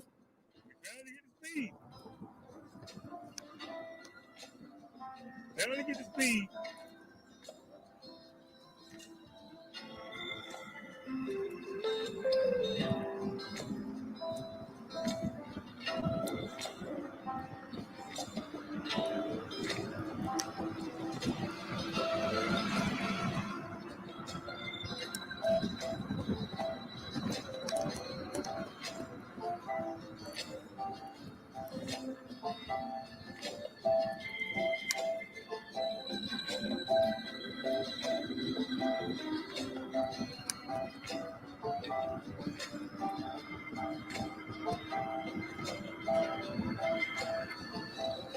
Pictures said 1,000 words. Look how happy y'all look.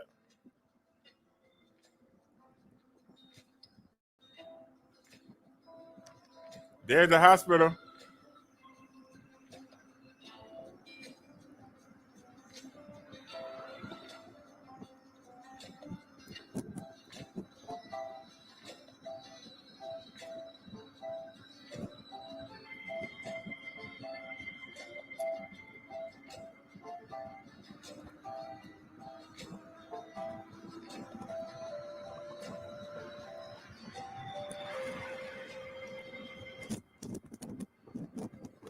Somebody had to smoke us. We were rolling.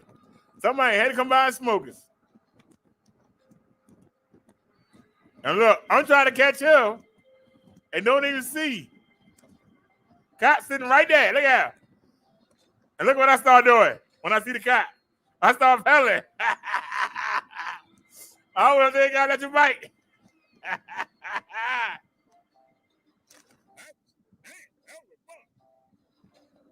We're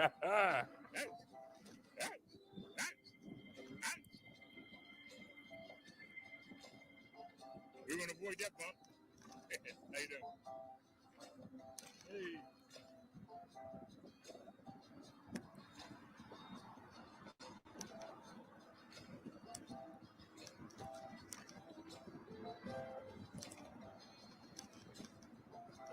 Bye-bye.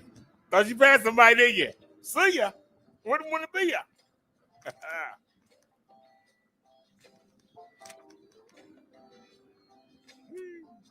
There's the old market.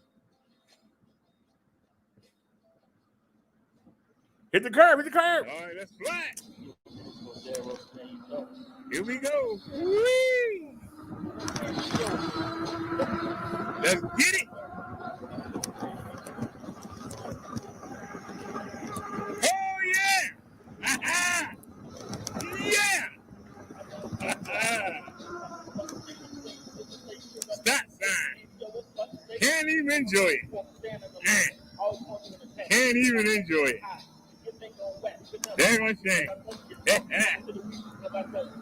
That was some fun. But like I said, you can't even enjoy it. I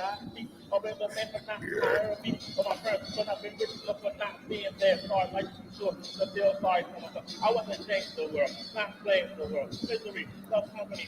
I don't want to lose it. It comes from me. Because, like, it's a new history. Men killing men, women having that debate. From fighting over God's name, trying to get a job. I'm actually every day on the local corner. How y'all doing? I'm feeling bad. Never goes right. It's the same old story. Night after night. I'm feeling bad. Come on, give me that green light. I'm calling it. I'm calling that green light. I'm calling it. Really? I'm calling that green light. Where you at? I'm calling the green light. Well, I guess nobody not picking the phone up. Because I called the green light. Yeah. Somebody said, hell no. Where was you going? Where was you going, sir? Green light. Somebody said, hell no. You're going to find somebody to be out here. You're going to find them. Look at them. They're going to make sure we get that slow start. You gotta give it the last hill. They gonna make sure of it. Look at this. Look at all the cars. 10:30 at night.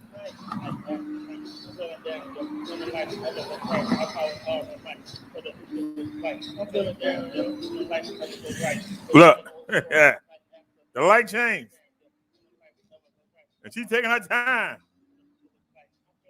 You couldn't get me across that street no slower, could you? We had the green light though, but damn. You couldn't get us across that street no slower, could you?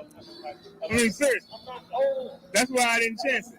I'm not bumping up the ball to the check or crazy criminals in my prayer. I'm going to care about yourself. That's a cop out. You can't sacrifice your goals. That's selling out. It's all out. It's what hip hop is all about. And if you come with you cheat, you still cheat. They're gonna like changing. That's the cheat. So make it all the cheat.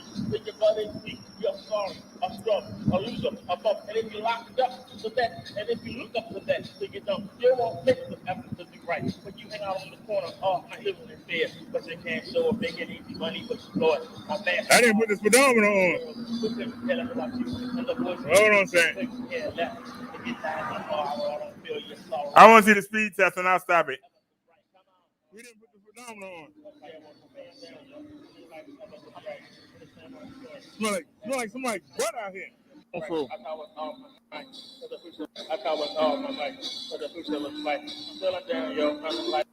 No. This is what I got mad about. That woman walked by me, and I didn't notice her. And I'm not happy about that. That's what's gonna happen. Whatever they're looking for. Don't come over this way. I ain't in the mood.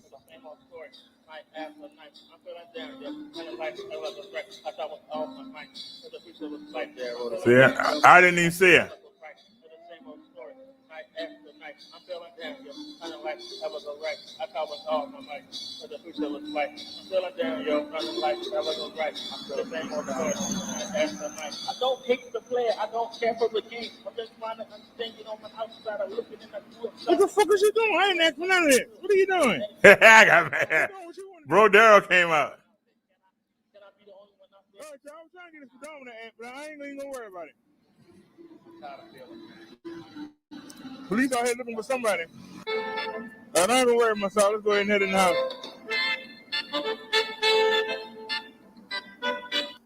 Somebody. And of course, we can't get the green light no matter what. We pulled over for a minute, still couldn't get the green light.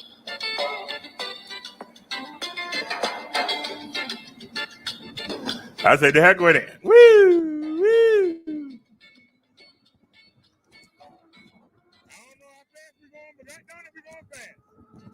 Just enjoy it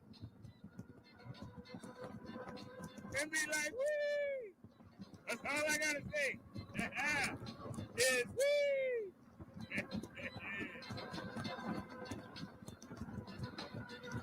How y'all doing? That's all I gotta say. Woo!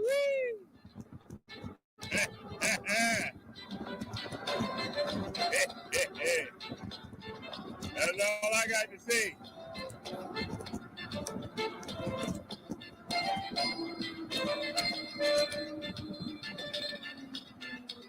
Okay, never get the green light. These ain't nothing coming. Let's go.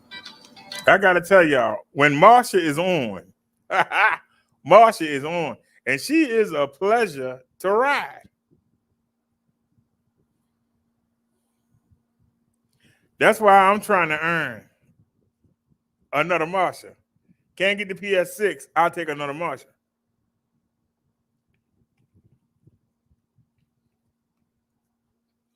I haven't heard anything from the seller.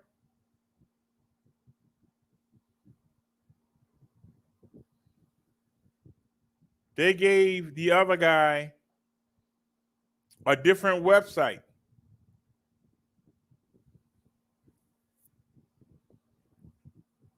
And I told him, I said, nobody's buying the bikes. He said, yes, they are.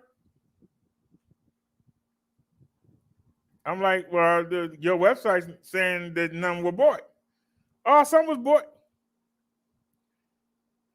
What he didn't tell me was they gave the guy his own website. They gave the guy another website. Not the website that we go to, but another one.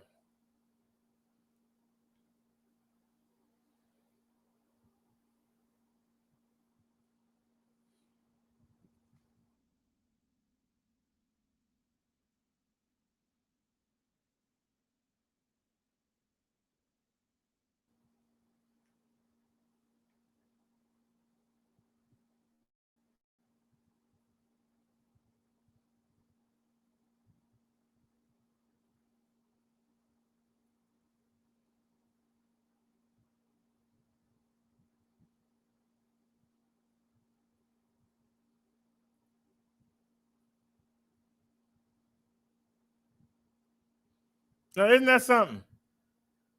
So the guy Micah, he came in at number 1, 39,000 views. God damn.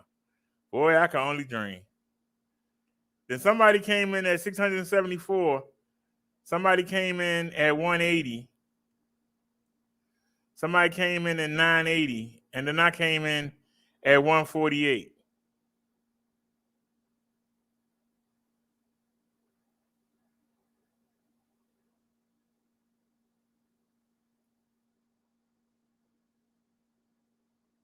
So when did we show up again?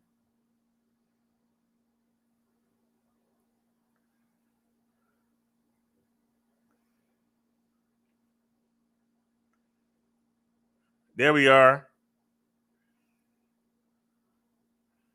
1.4 thousand views. And there we are again.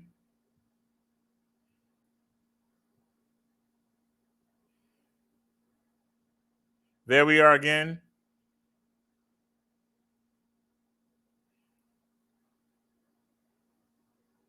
There we are again. So I'll put in review. Let's just put in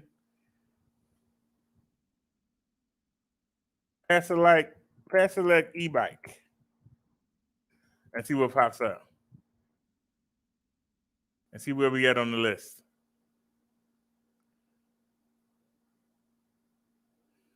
All right, the other guy came in number 2. So that's 1, 2, 3, 4, 5. But I got 2 back-to-back videos. That one got 449 views. That one got 1.4K. And then where did we show up again?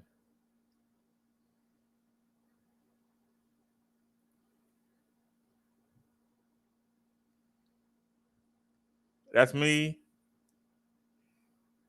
We only got 36 views? For real? These bikes are good for the environment. You're riding on electricity. Can I change the title? Help out your children, grandchildren, and future grandchildren by stop driving bikes and go electric. And stop driving cars and go electric. All right, let's edit the video. It could be the title. We're going to check back in a few days. I'm going to edit the video.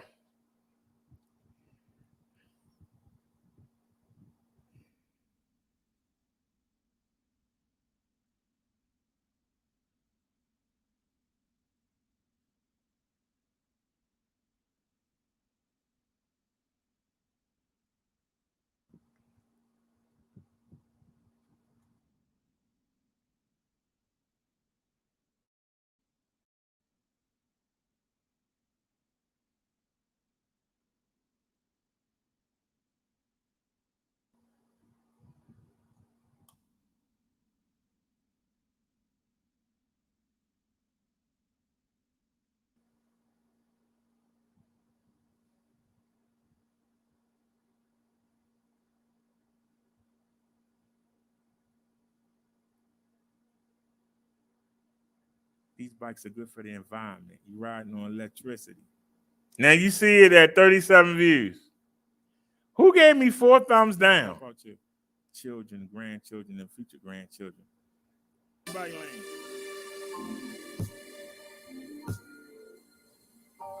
Now we getting in to get in front of these cars.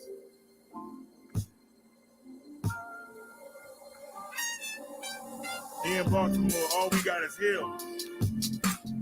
All we got is hills. You need something to get you up the hill. Regular bike just won't do unless you are athlete in great shape. So we'll come back. We'll come back and look at that. Well, let me show y'all something real quick. My parents are farmers, and I may not be helping. Hey, show that. We don't need to see nothing from here but this.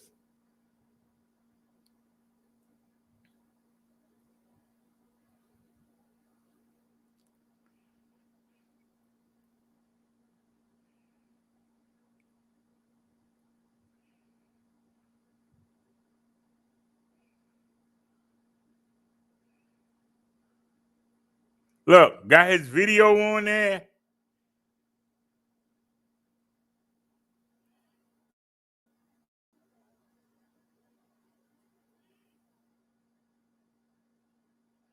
They got his video on there.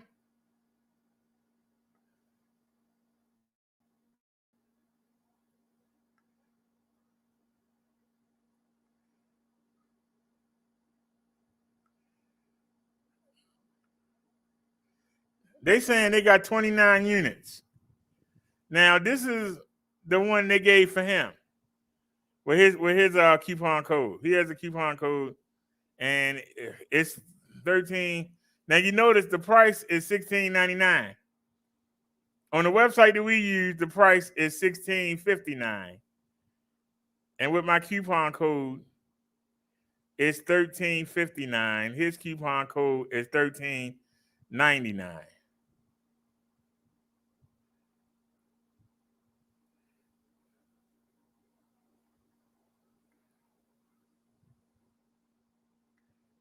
Now, if we come back to our website, the website that they got me on, this one, you see the price is $16.49.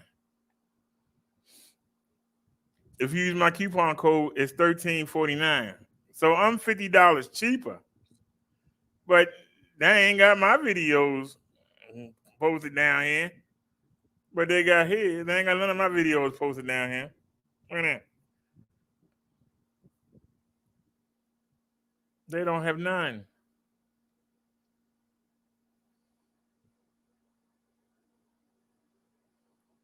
Let's go to YouTube.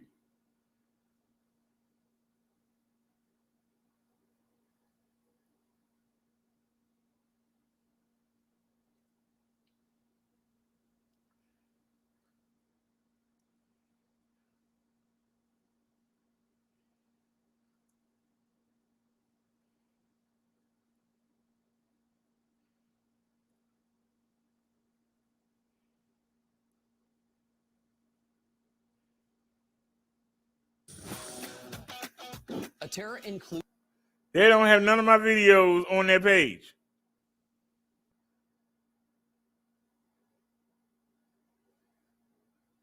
They got 172 subscribers.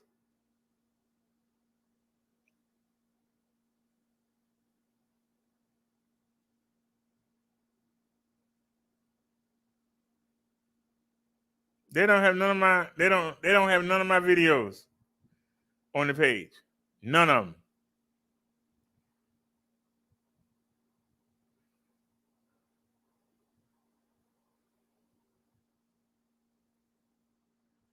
They don't have none of my videos on the page. That's crazy.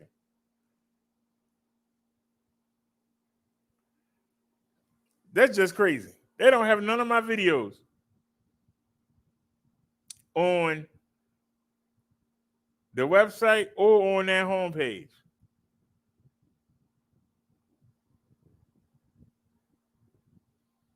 They got 172 subs.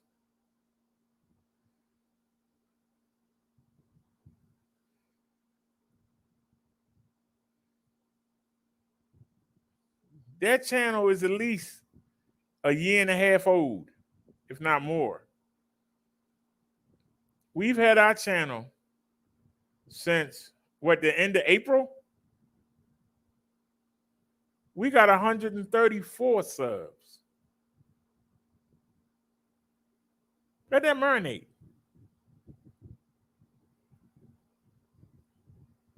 We got 134 subs.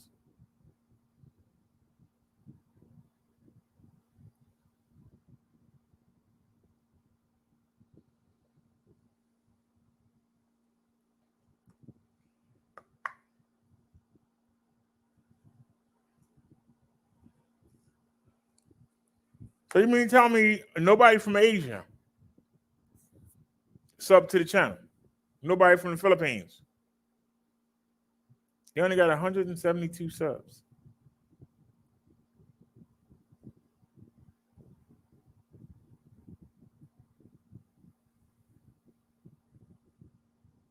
The fact that we have that many is amazing. It's utterly amazing. Well, y'all, it doesn't seem to be doing the problem anymore.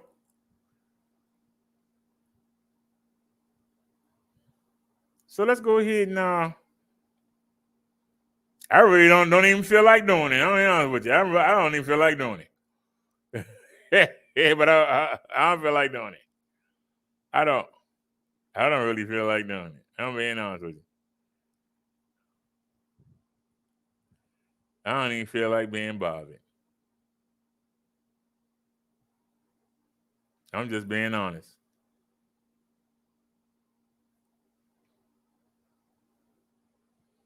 All right, let me bring y'all in. We're going to go ahead and do this real quick. Then we'll do the news. We haven't done the CV numbers in a while.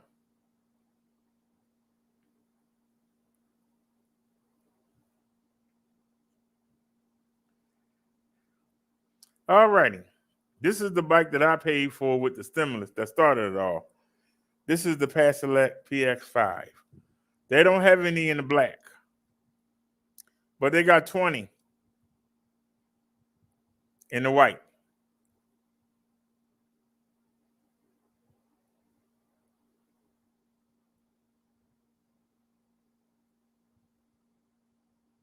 There it is.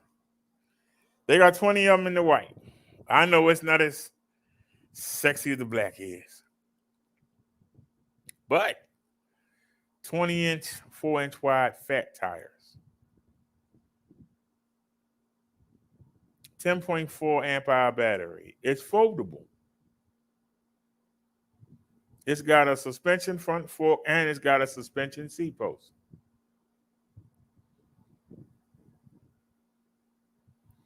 And I wish I could have my seat up there high to take advantage of it, but my leg's too short. Yeah. It comes with fenders. It comes with a 7-speed Shimano shifter. Comes with a front headlight and a tail light in the back seat.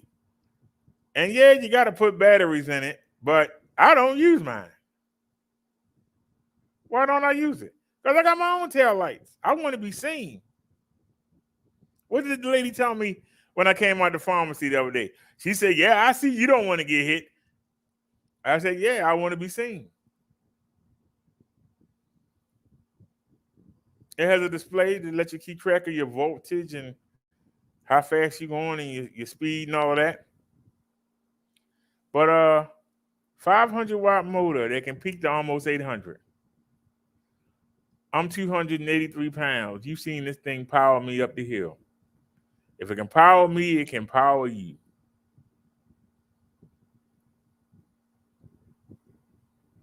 This is a darn good e-bike. I would say are the foldables. I haven't had a chance to ride the PS6, but I would have to say are the foldables. I think this is the best, especially with the value and the price. I think this is the best. Before somebody come over here and tell me something about Elo Horror or Electric XP, can't touch this bike.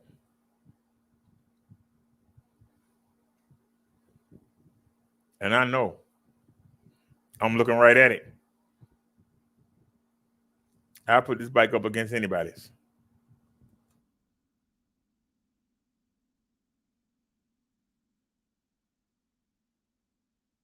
Yeah, I type Brodera.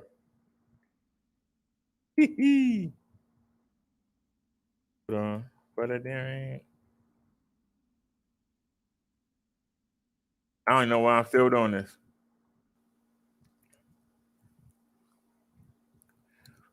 This is my code, Brother Derek. This is the link.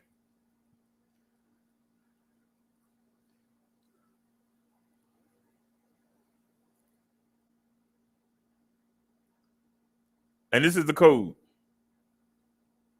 Y'all see we broadcasting on 2 channels.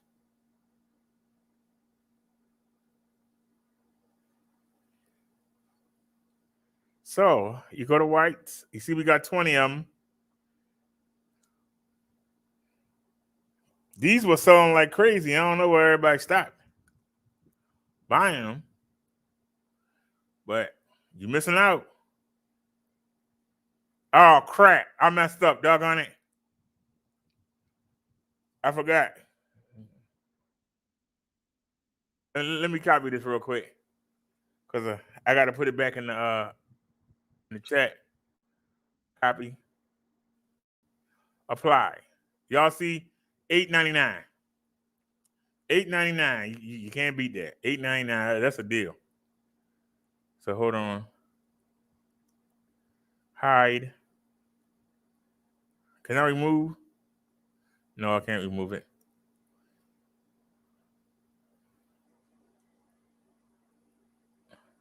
Hide.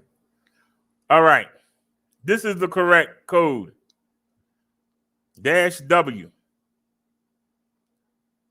Y'all see it? That's the correct code. Brother Derek PX5-W. I'll get you this bike for $8.99. $8.99. All right, let's keep it moving. If you don't need a foldable and you don't want that bike, hey, I got another one for $8.99. We call this the Cindy Brady. This is the Pedelec G9.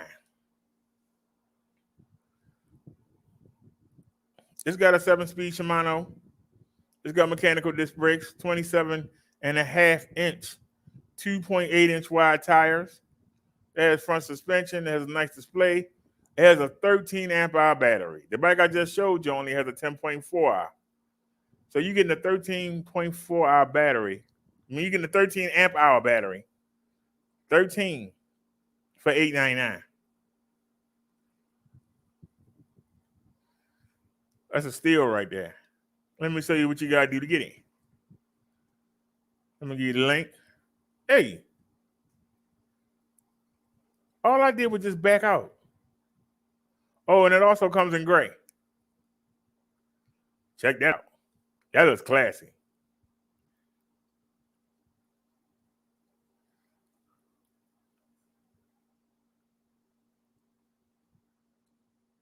$55 Newton meters of torque.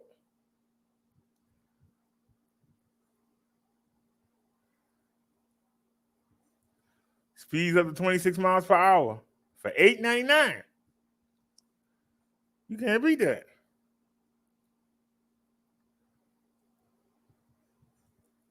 Let me give you the link. I know we have a law because people leave when I do this, but I'm sorry. There's the link, and here's my coupon code.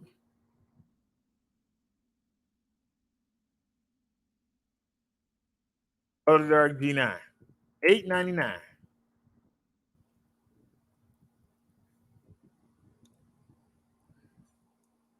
Let me show y'all what you do with it. You still over there eating, Davey? Oh, we only got 17 of these left. Or the gray. Y'all better get on the ball. All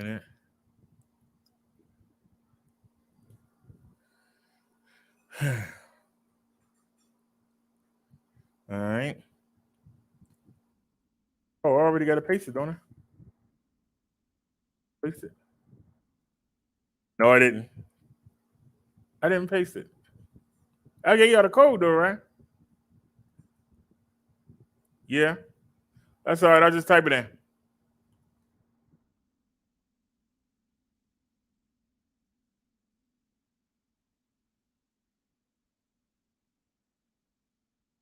for the Derek G9, and the bike is $899.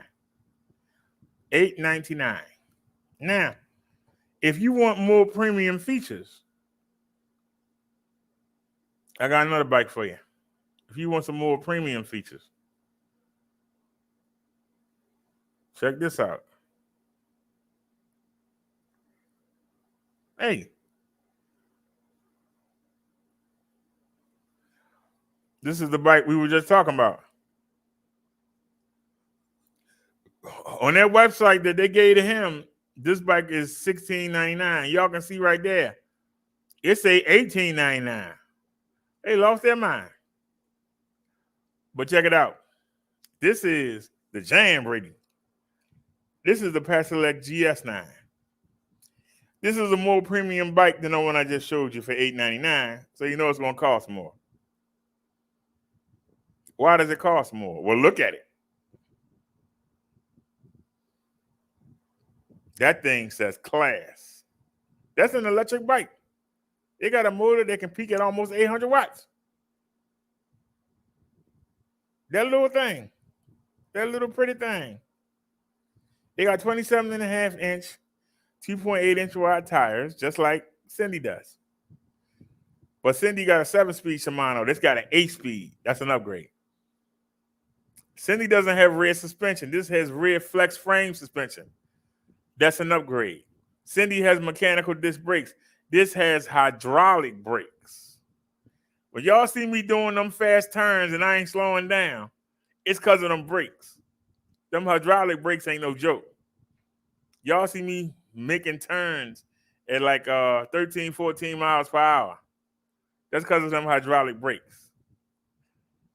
Much as I love Bessie, I can't do that on Bessie. But we can do it on Marsha, which is the next bike I'm about to show you. But this is the middle child. She got the flex frame suspension. She got the color display. She got hydraulic brakes.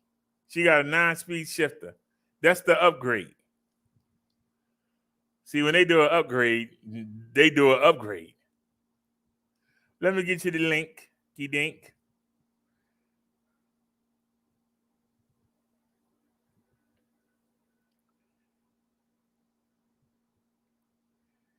This is the link for the Pedelec GS9, the Jan Brady, the middle child e-bike. Let me get y'all the code for it. It's real simple. Instead of Brother Derek G9, it's Brother Derek GS9. Let me copy it. Let me give it to y'all so y'all can see it. That's the Pedelec GS9. Okay. Now this is what you do. You come in. You hit buy now. You put my code in. And the price is not $16.49. The price is $13.49. So we actually got the best price. Amazon is 14 something. The other guy, the bigger guy, they gave him his own website, he's $50 higher.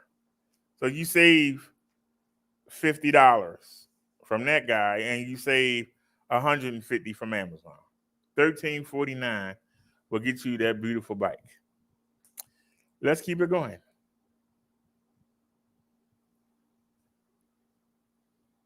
Now we showed you Cindy. We showed you Jan. Now it's time for the Marsha.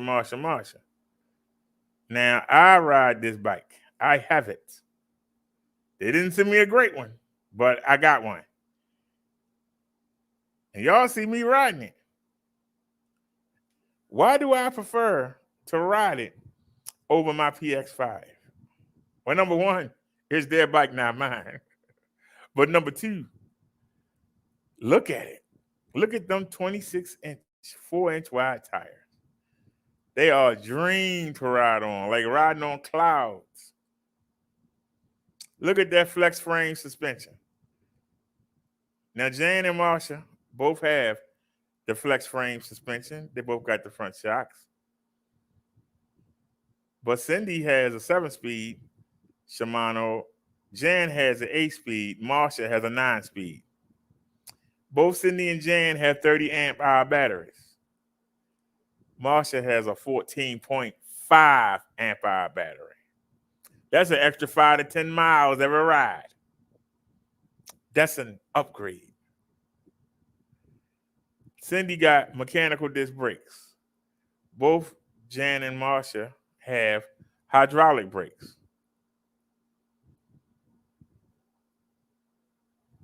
But what makes both Jan and Marsha have color display. They got different kinds. Marsha's better and more updated. But they both have color displays. But for your upgrade, what makes it?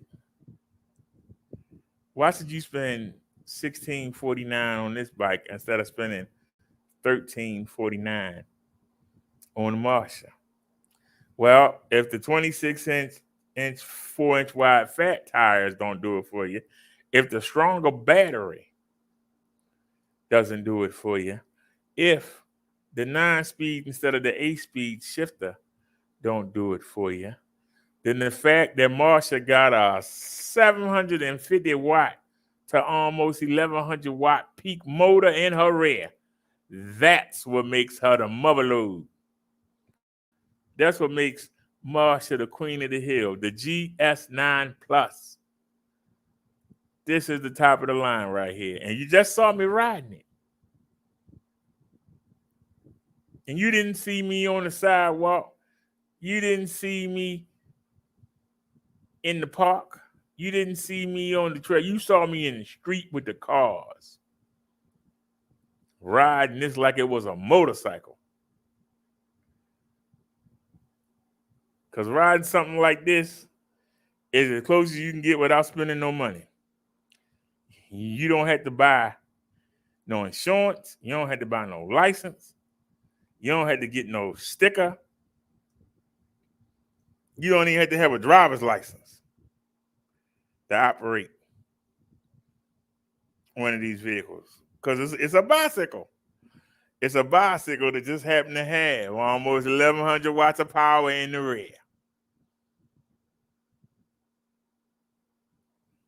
Y'all see this thing fly me around.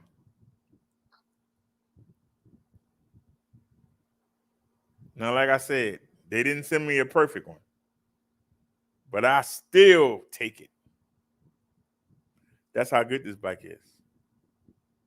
Why don't you own one?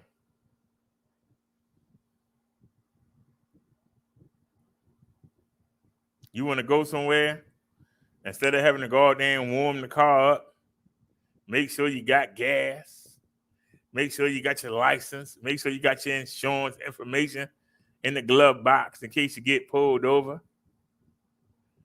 Get yourself one of these. You ain't got to worry about getting carjacked. Ain't got to be on the subway. You ain't got to wait for no mobility bus. When you ready to go, you go.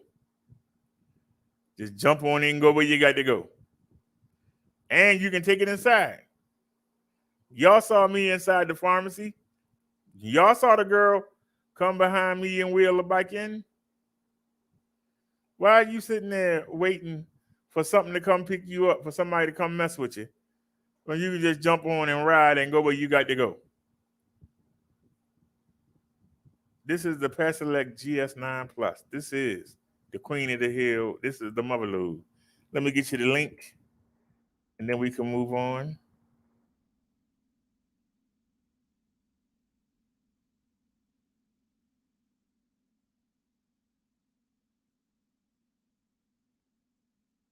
You copy it? We got it all? Okay, cool. Wait a minute. Something ain't right. Yeah. You forgot the dash. Uh-huh. Yeah, I knew something was wrong. All right, copy it. Send it into the chat. And there's my coupon code. Let me show you what you do with it. Let me show you what you do with the coupon code. You hit buy now, fill your information out on the left, come over here to the right, hit discount code, and type or paste in Brother Derek P GS9 Plus. And you're not going to pay $18.59. You're going to pay $16.59. Now, if you notice on that other guy's website that they did for the regular GS9, they had it for $16.99. You can get the mother load for $16.59. You can get the GS9 Plus, get that almost 1,100 watts of power, that 9-speed shifter, that 14.5-hour battery, them 26-inch, 4-inch wide tires, and it don't look like an e-bike. $16.59.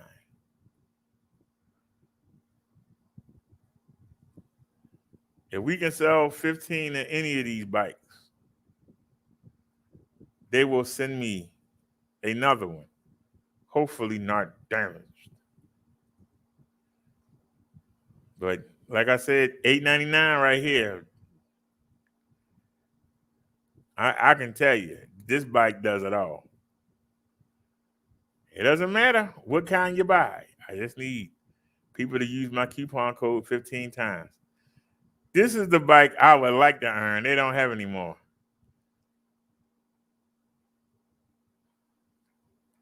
I don't understand why they not backing. This will be the best foldable. I don't know why they not pushing it. Almost 1,100 watt motor in the back. That nice sturdy rack. 12-hour battery, 8-speed shifter. Why are they not? Flex frame suspension. Why are they not pushing this e-bike? I just don't understand. It didn't take off in Asia. It didn't take off.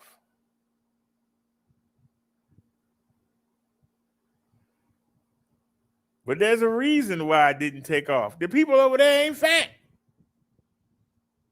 like we are.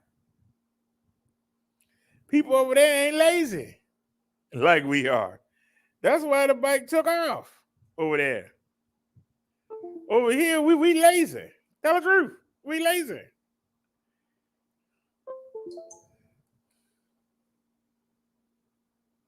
People over there don't see a need. They didn't see a need for a 750 watt bike that can peak at 1,100. They didn't see the need for it. They only weigh 100 and something pounds. A 350 watt bike is good enough for them. Their peak at 6 something is good enough for them. You was asking them to spend extra money to get that power. They looking like we don't need all that. But that's over there. We talking about America. We want power. I know over in the UK, that bike's got to be 250 watt. Okay? This ain't the UK. This is the United States. We fat, we lazy, and we want the bike to do all the work. So we want the power. So why don't you start giving people what they want? If you want to be big over here, you got to give the people what they want, not what you want to give them. See, that's the problem. They want to give you what they want you to have. You can't tell Americans anything. That's when you get in trouble. You can't do this. I can't do it. Or put on you.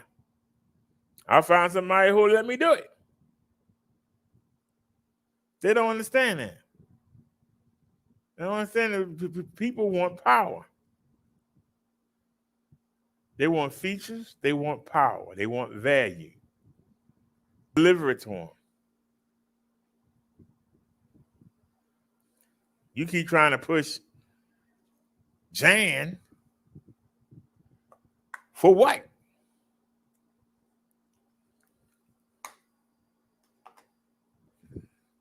If you can go to Amazon and get the suspension seat post I showed y'all one for $20. If you don't mind mechanical disc brakes, Cindy and Jan got the same motor. If I can get Cindy for $8.99, what am I going to spend $13.49 for the same motor? I might as well go ahead and spend the $300 and get the 750 watt motor off of Marshall. What am I going to buy Jan for? But that's the one that they had electric promote. Because see, overseas, that bike's a big hit. Here, it's not. They're making bikes that's doing 750, 1,000, 1,300. Why somebody want a 500 watt motor? If I can spend $8.99 and get the 500 watt motor, and you got it on your $13.59 bike, why can't I buy the spare battery? Well, why can't I get the $8.99, get a suspension seat post, and get the spare battery and still have 100 and something left in my pocket to buy some fenders or to buy something else I want? Why would I get the middle bike just because they got hydraulic brakes?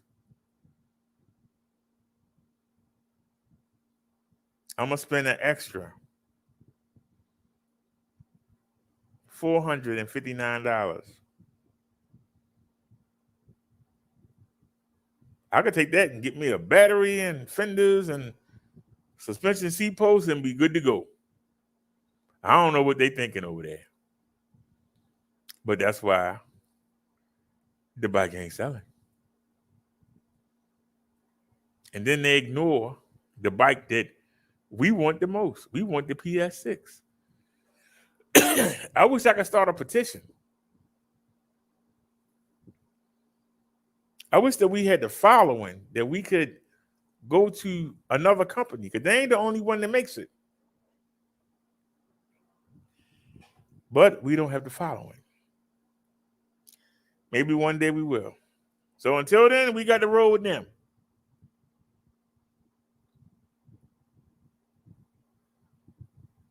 No, I'm being honest with you. We got to roll with them. Do I want to roll with them? No. But we got to roll with them.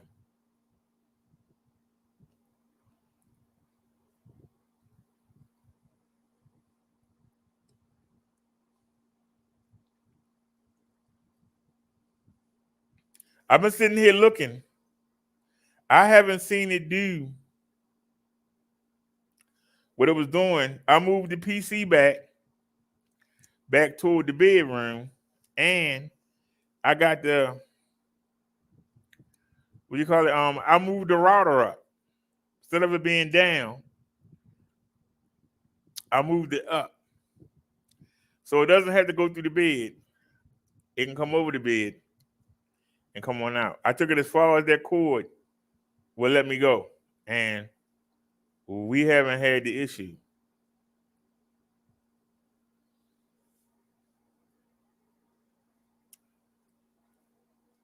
Matter of fact, let's do a speed test.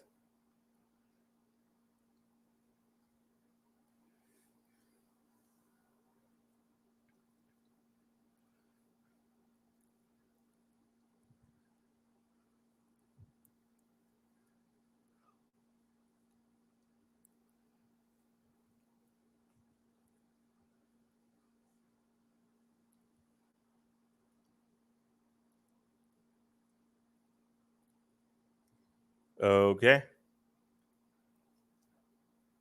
Gets us with everything running.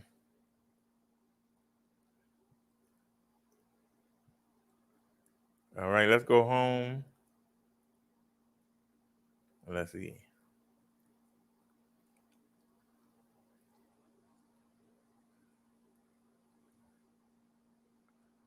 Uh-oh. 6 hours ago, breaking news. I hate that noise.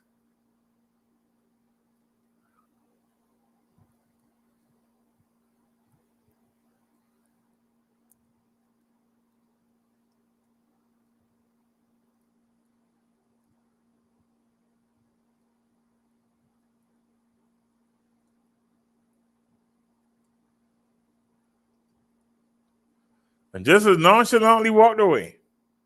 No mask on. He had the sense to put a mask on and cover himself.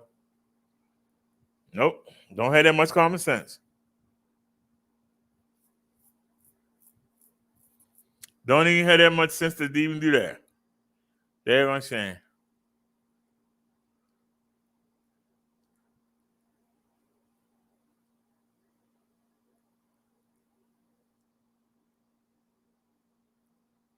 Hope we don't get in trouble with this. Anyway, did we see this? Police say a group of teenagers brutally beat him. It happened on Tuesday in Philadelphia's Queen Village neighborhood on the 300 block of Christian Street. Waukesha Bailey spoke with the victim's wife. She is live at police headquarters. Waukesha. Yeah, good evening, Jess. So the family is hoping that by sharing their stories that these boys will either turn themselves in or someone will have enough information that could lead to a possible arrest. Zach, Bubby, Pickle Chips. We made it. We are here in front of everyone we love. Christine Teresi-Lean married the love of her life, Zach, on May 22nd. I'm here today because I love you and I commit to you. Her wedding vows are now words that she hopes pulls her husband, Zach, out of a coma. Looks so much like when I see him sleeping. Just looked like he was about to open his eyes. Zach Lane was taken to Jefferson Hospital Tuesday evening, where he underwent brain surgery after allegedly being attacked by a group of young boys on bikes while delivering groceries for Shipt. There's a surveillance video of him like on the ground with these guys around him, and it seems as though he was just like sucker punched, cracked his back of his skull, and then huge amounts of swelling. According to a police report, he was driving down Christian Street when he stopped his car in front of the teens. One of them began punching him until he fell to the ground. Police say he hit his head on the sidewalk, had a seizure before he briefly lost consciousness. Just to really get justice for him, he is such a spectacular person. Every single person who knows him. But what was spectacular about him? He's inside a car. They're outside in the street. If they don't move, you turn the car around and go around them. You don't get out the car. Do y'all understand? This is what they're not telling you. This is what they're keeping from you. If he's inside a car and the boys are in the street and he see they not moving, then you back up and turn around. You definitely don't have your windows rolled down. How can somebody reach inside the car? He had to get out the car. Y'all gonna get out the way. Y'all need to get out the way. I'm sick of y'all. That's why he got beat up.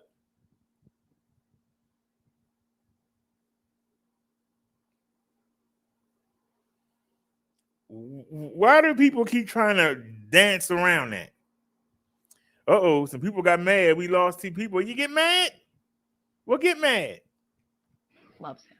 Not knowing the fate of her husband, Christine is hopeful he will come home, and when he does, she will make good on her vows. Most importantly, I promise to try to make you laugh every day, to help you up when you fall, and to love you through each and every season of our life.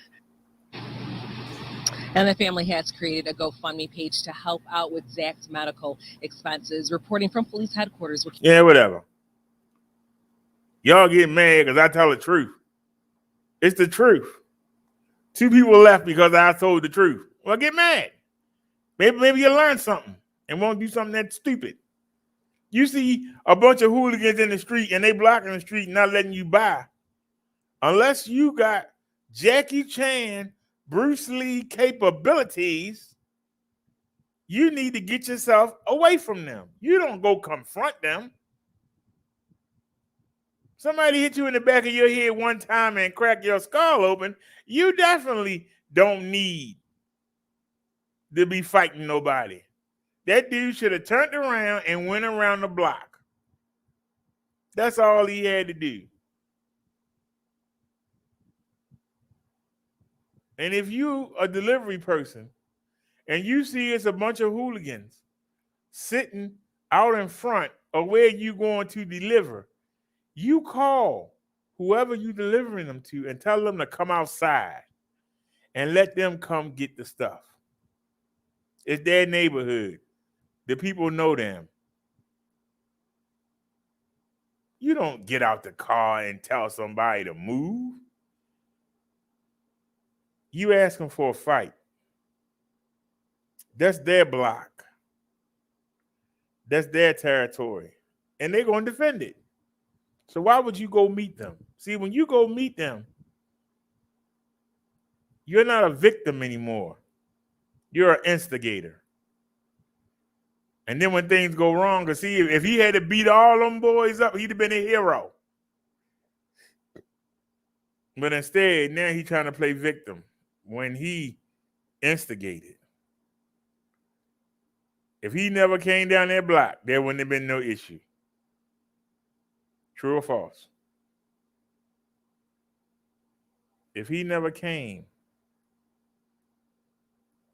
down that block, there wouldn't have been no issue. That's a fact. Get mad all you want. Stop doing it. Leave them people alone. They're crazy. Why would you want to go engage crazy people when you know you can't fight? Doesn't make any sense. Tonight, the New Orleans police officer shot and killed at a restaurant in the Galleria area yesterday has been identified as Detective Everett Briscoe. That detective killed another person wounded during an attempted robbery on the restaurant's patio. Police and city leaders in New Orleans angry, but determined to hold the killers accountable. No other family should have to go through this. Nobody else should have to stand at one of these podiums and talk about this. Police say Briscoe was a 13-year veteran of the force and leaves behind a wife and 2 children. Our Bill Barajas live in the Galleria area now with the newest information. Bill? Well, as you just mentioned, Everett Briscoe was not just a 13-year veteran law enforcement officer. He was a husband and a father of 2. During that press conference in New Orleans, officials saying he was in town with friends visiting when he was shot and killed here on the patio of the Grotto. One other man with him was also shot. That man, at last check, was in critical condition. We're here today to more or less confirm the loss of one of our own. Everett Briscoe was, quote, one of the good ones. New Orleans Police Chief Sean Ferguson, visibly emotional. He just completed his schedule last week, pursuing his bachelor's degree at Southern University of New Orleans. He said he wanted to be an example to his sons. Briscoe was shot and killed Saturday. He and a group of friends were having dinner on the patio of the Grotto, a popular Galleria area restaurant. The 2 men seen in this photo released by HPD allegedly attempting to rob Briscoe and his friends. Police Chief Troy Finner saying the victims comply with the suspect's demands, but were shot anyways. New Orleans City Council member Jay Banks saying he was at the Briscoe family home last night and spoke with the fallen officer's children. Nick started his senior year. Terrell is asking me who's going to teach him how to tie his tie. All right. Sorry, I got boy. Uh-oh. We got another. That was an update. This is an update. So they said an arrest was made. A 19-year-old has been arrested in connection to an attack that ended with a brutal beating of a man from South Philadelphia in Queen Village. Police say Herbert Morrison turned himself in this weekend. Investigators say he's one of 8 bicyclists who attacked 38-year-old Zach Lean at about 10 p.m. on Tuesday. They say the group somehow got Lean to stop his vehicle along the 300 block of Christian Street, then punched him.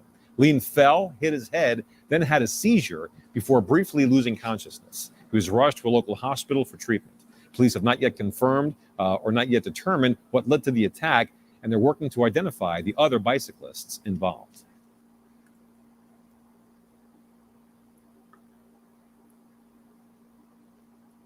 Oh, they made an arrest on one person. Don't get out your car. Don't get out your car. Don't get out your car. If you ain't heard anything else I said, don't get out your car.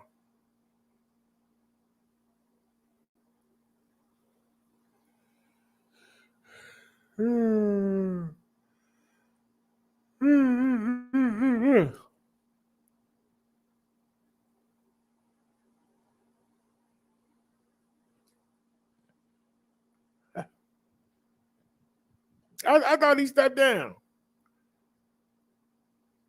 I thought he stepped Yeah. Bring your most authentic. Hold on a second. I thought Governor Cuomo. We want to take you live to New York City, where Governor Andrew Cuomo is giving an update on storm preparations ahead of Hurricane Henri. Category 1 hurricane. What does that mean? Well, it means steady winds of about 80 miles per hour, gusts up to 90 to 100 miles per hour, storm surge 3 to 6 feet. What does that mean? Superstorm Sandy, which we all remember, was also a Category 1 when it hit New York State. So just to put it in perspective, how serious this is and how dangerous it is, remember Superstorm Sandy, and I'm sure we all do. But this is right now projected to be that level of a storm. So you're trying to make people forget what's going on with you by trying to be the hero and get everybody, hey, let's get ready for the storm. Stop worrying about my case. We got to get ready. This could be another Sandy. Come on, y'all. Just like we did with 9/11, like we did with COVID-19. Let's get together. Come on, y'all. Let's go ahead and that's what that sounds like to me.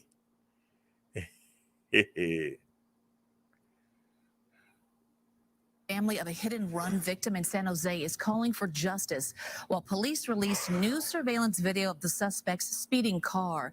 Now, the crash happened April 1st at the intersection of Tully and Monterey Road, and that is where Len Ramirez joins us now with what this new video shows. Len. Well, the video is quick, as you're about to see, but it does show a fast-moving, light-colored car right before it runs over a wheelchair-bound mother of 5 and then leaves her for dead. Now the victim's family is determined to make sure that the driver of that car gets arrested. Video from a gas station camera shows the suspect's car streaking southbound on Monterey towards the Tully-Kirtner intersection. That's where it struck 37-year-old Vanessa Ann Arce, who was in the crosswalk, police say, and in a wheelchair. And took off. Left her, didn't check to see if she was alive or dead. Today, Vanessa's mother and daughter and several supporters cried out for help in solving the case. I know that nothing will bring my daughter back, but bringing the individual or individuals to justice is what we want. It happened at 11:35 on Thursday, April 1st. Police believe they're looking for a car like this, a white 2004 to 2010 Mercedes-Benz CLS that is now likely to have front and left side damage. If somebody out there knows something, we're happy to receive information anonymously. Police say there have now been 4 traffic fatalities at this intersection this year and 2 others nearby on Monterey, including this hit and run on August 4th. Police found the driver in this case and he was arrested and put in jail. The city is now looking at installing barriers to prevent jaywalking, signal and street improvements, and new traffic cameras that can record the video. Existing cameras at the scene are for live monitoring of traffic only. If we had cameras here recording it, we could have sought justice for Vanessa a lot sooner than this. Vanessa's family and supporters say they won't rest until the suspect is found. Then I refuse to have this to be a cold case for my daughter. And they're calling on the driver to turn himself in. We're all humans. We all make mistakes. If it was your family, you would have want closure too. So we ask you, humbly to come forward. It is so tragic, and Len, clearly it is the driver's responsibility, but what does make this intersection so dangerous? Well, Julia, take a look for yourself. This is a major north-south, east-west intersection, 6 lanes in either direction, and a lot of cars, as you can see at this hour. There's also a lot of disabled people in this area. There are some homeless camps nearby, and sometimes those lights don't give them enough time to get all the way across the street. But it's not just, the cars that are the danger. Sometimes pedestrians don't want to walk to the corner and wait for a light, and so they try and dart across. And that's why they're talking now about having some barriers and some cameras here, because there are too many hit and runs in San Jose, and they want some evidence to prosecute these cases and find drivers and get good pictures of their license plates. Yeah, that definitely needs to happen. Len Ramirez, Len, thank you. Why is there so many lanes? They got 6 lanes on either side.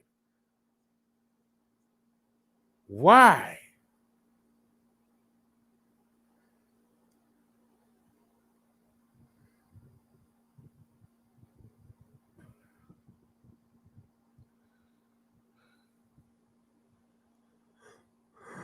Ugh.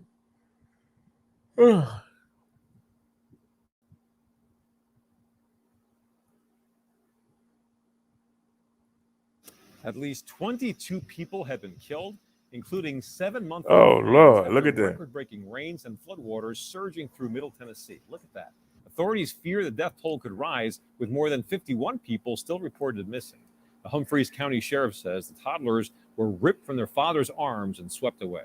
The town of McEwen was pummeled with 17 inches of rain in less than a day. It's hard to imagine. The flooding took out roads, cell phone towers, telephone lines, and overturned vehicles as well. And that's rough right there.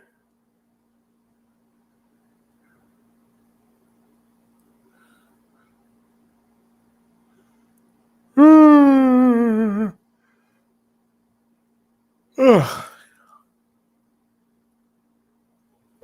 Well, a rough scene there. And take a look at this. A real mess in Newark late last night as well. Flooded roads.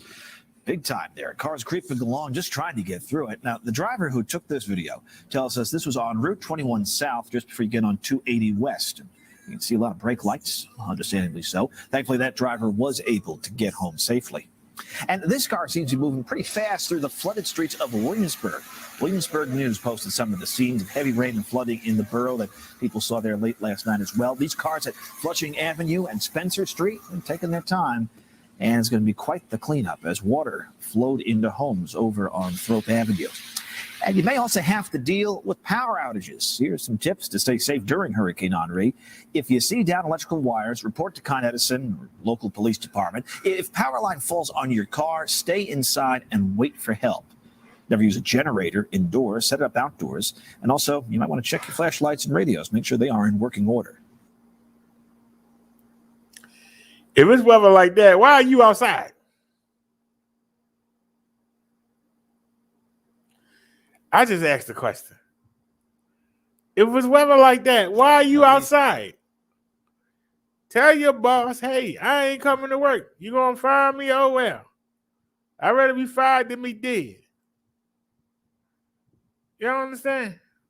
I'd rather be fired than be dead. Because you're dead, you can't do nothing. You can always find another job.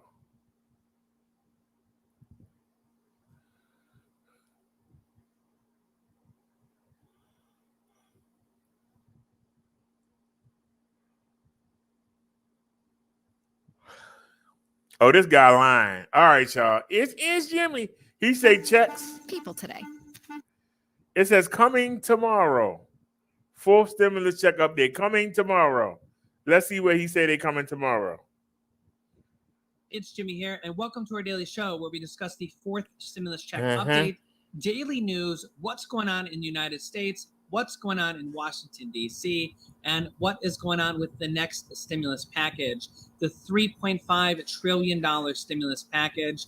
The House of Representatives is coming back from their recess or from their state work period where they go back to their states. We're going to be talking about what is going to be happening this upcoming week. Very big news will be coming up, and we're going to be discussing that in this video as well as what is going on in the United States. If you're new to the channel, make sure to subscribe down below. It's completely free to do so. And remember, the new videos come out every day at 10 a.m., 3 p.m., and 8 p.m. Eastern Standard Time. This next stimulus package that they're working on right now and are actually in the voting process will be the largest stimulus package ever at $3.5 trillion.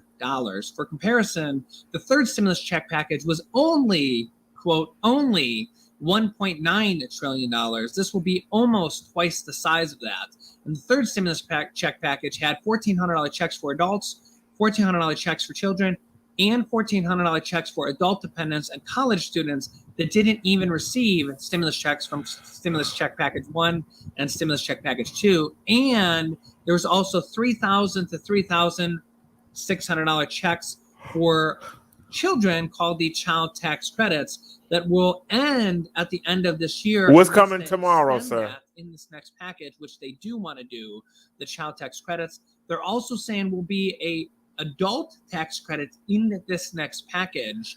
And there is enough money for a lot of things, including 2 years of free community college for Americans in this next package. That is one of the things they want to put in this next package, as well as Medicare 2.0, including hearing, dental, vision, hearing aids, and denture coverage, as well as possible lowering the Medicare eligibility age down to age 60 for this next package. There's a lot of things being discussed in this next stimulus package. So we're going to be discussing that as well as what is going on in Afghanistan in this video. Thank you so much for giving this video a like. It really helps out our channel and the YouTube algorithm. Let's jump right in. We got a lot to cover. Well, come on. The Pentagon says that around 17,000 people were evacuated from Afghanistan in 1 week. A mix of United States. See, this is what I'm talking about. Americans. He said checks are coming tomorrow.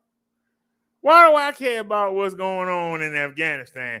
You said checks are coming tomorrow. That should be your lead story. That's what's in the title. Why are you talking about what's going on over in Afghanistan? I don't live in Afghanistan, but I'm interested to know about the check that's coming tomorrow. He's not talking about that. He's talking about Afghanistan. He clickbait. He clickbait. 4 hours ago. 6 tragedy in Burlington County. A 14-year-old is dead following a shooting at a gas station. Investigators say Jesse Everett was shot and killed Saturday afternoon in Willingboro. Police say Everett was inside a stolen car at Phillips 66 when another car pulled up and someone shot him in the head. Police telling us no arrests have been made.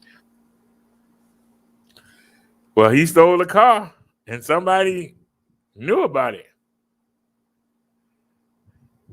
Should he have lost his life? No. But he hadn't stole the car. He'd still be alive, right? Let's keep moving.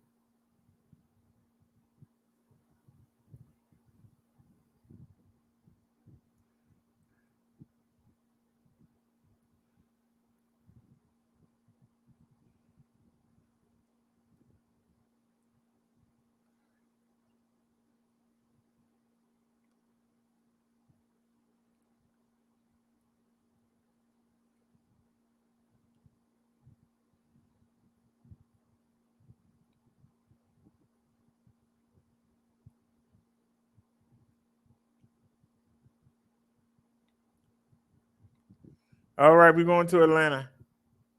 And breaking right now, water is not flowing in parts of Midtown after a water main break. Crews are working to repair the 6-inch long pipe on Peachtree Road near the Atlantic Brookwood apartments. Water service has been temporarily interrupted, affecting 1 hospital and 3 fire hydrants. The closest hospital is Piedmont. We are working to find out whether their service has been impacted.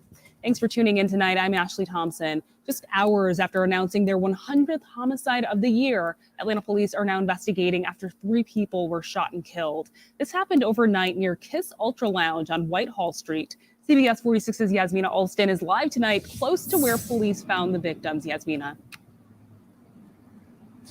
Yeah, Ashley, and it was quite the scene outside of Kiss Ultra Lounge here in Southwest Atlanta after 3 people were shot to death right here in this parking lot. The crime now has people living in this area as well as nearby business owners very concerned. Atlanta police say the victim. The motive is unknown. Police have not mentioned any arrests. But now as the city of Atlanta has had its 100th homicide yesterday, people are saying they've had 100th homicide of this year, I should say, as of yesterday. People are saying they've had enough of the violence. One man who owns a nearby business tells us in this area, it's so bad, his business is being impacted. We, as business owners, it makes it bad for us. Like, majority of my customers have stopped coming over here due to the violence in the last 3 years. Like, my business has declined because of the actions that's been going on over here. And other residents have told us they heard dozens of shots fired before police arrived. And if you have any information, Atlanta police are asking you to call homicide detectives or Crime Stoppers. We'll, of course, keep you updated on this story. Live in Southwest Atlanta, Yasmina Alston, CBS 46 News. Thank you, Yasmina. And if They look rough.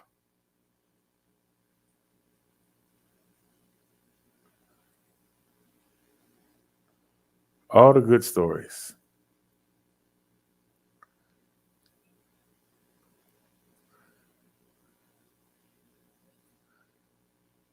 It says raw video.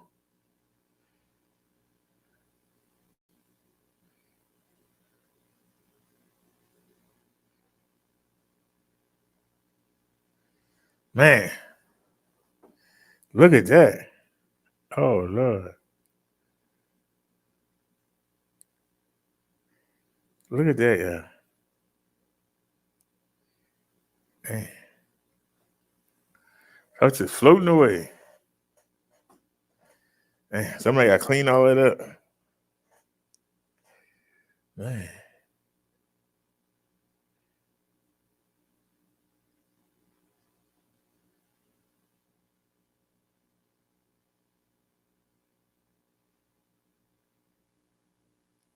That's crazy. Well, like I said, and breaking right now, water is not flowing. And I was going to go outside today. I wasn't sure how it was going to affect us. But there wasn't no need to go outside, so that's why I didn't go. There wasn't no need. Oops, what are you doing?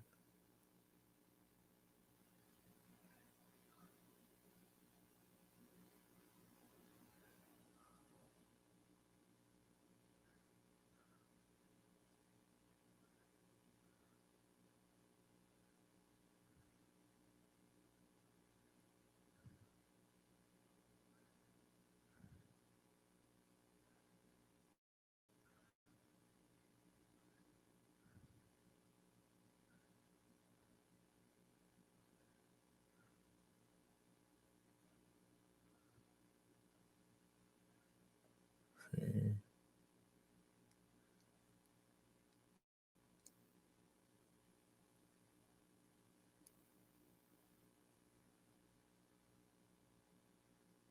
2 weeks ago.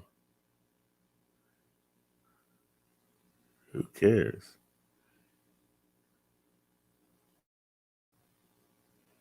Huh?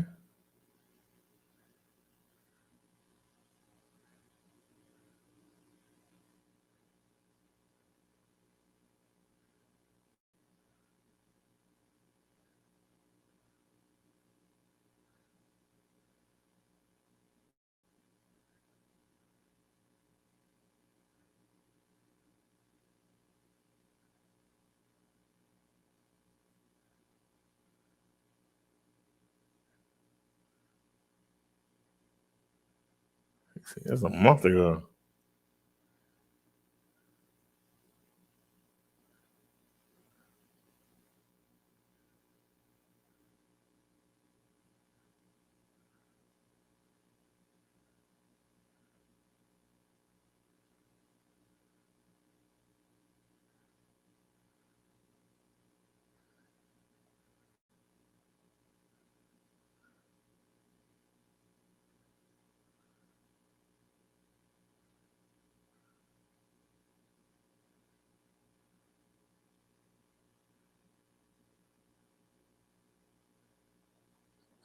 Detroit.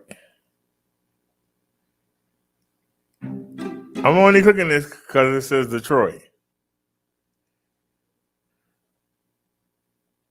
We're following some breaking news for you right now. Catastrophic flooding in Middle Tennessee leaves at least 8 people dead. Officials now saying 2 of the bodies they've recovered were those of 2 toddlers who were swept away from their father. More than 30 people have now been reported. What they got to do with Detroit? Humphreys County saw more than 15 inches of rain, prompting road closures and water rescues. The Tennessee Emergency Management Agency has activated a level 3 state of emergency. Also breaking tonight, Reverend Jesse Jackson and his wife in the hospital at this hour after testing positive for COVID-19. The 79-year-old Jackson is an iconic civil rights activist, 2-time presidential candidate. Jackson was vaccinated against the virus and received his first dose back in January during a publicized event where he urged others to get vaccinated. Jackson and his wife being treated at Northwestern Memorial Hospital in Chicago. No other details have been released at this time. We are expecting our next coronavirus data update on Monday. In the meantime, here's a look at Friday's numbers. 4,197 new cases reported.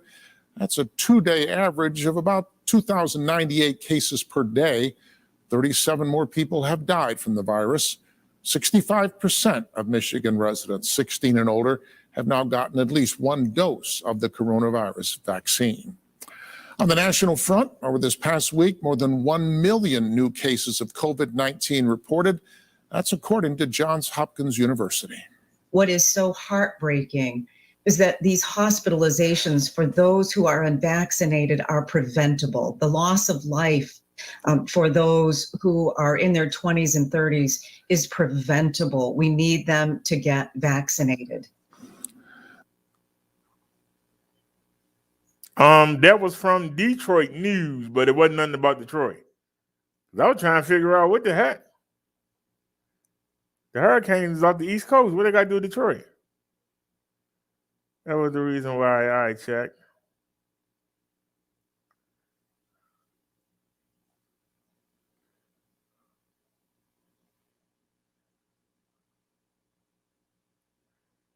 Uh-oh, 4 hours ago. Johns Creek, where police say a man tried to kidnap a 9-year-old boy. It happened near a playground in the St. Ives Country Club.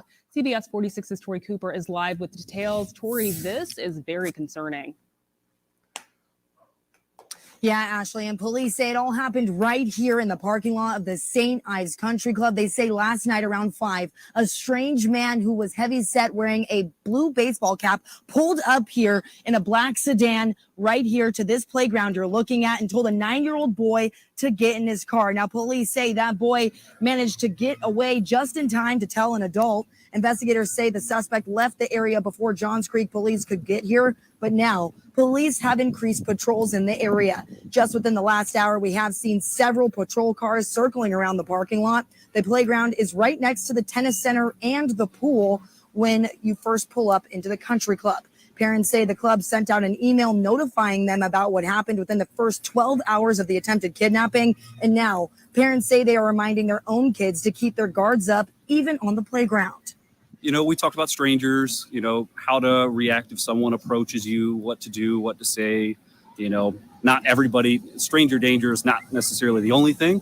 To make sure that she knew that there are good adults out there and there are people who can help. But we did talk about, you know, how to deal with those situations.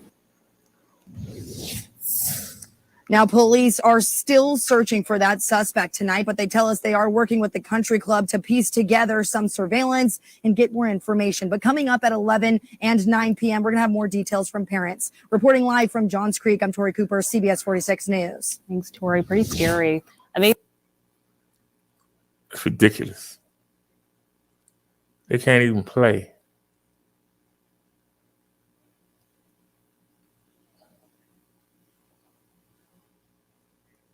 Mm-hmm.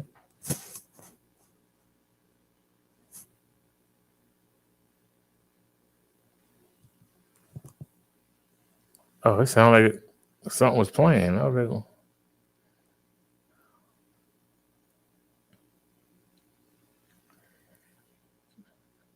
alrighty, y'all. I'm gonna go ahead and call it a night. Appreciate y'all for watching, and I'll see y'all tomorrow. Y'all have a great night. As Nia would say, See you soon. As I say, hey, I'll see you tomorrow. Y'all have a great night. Peace. We out.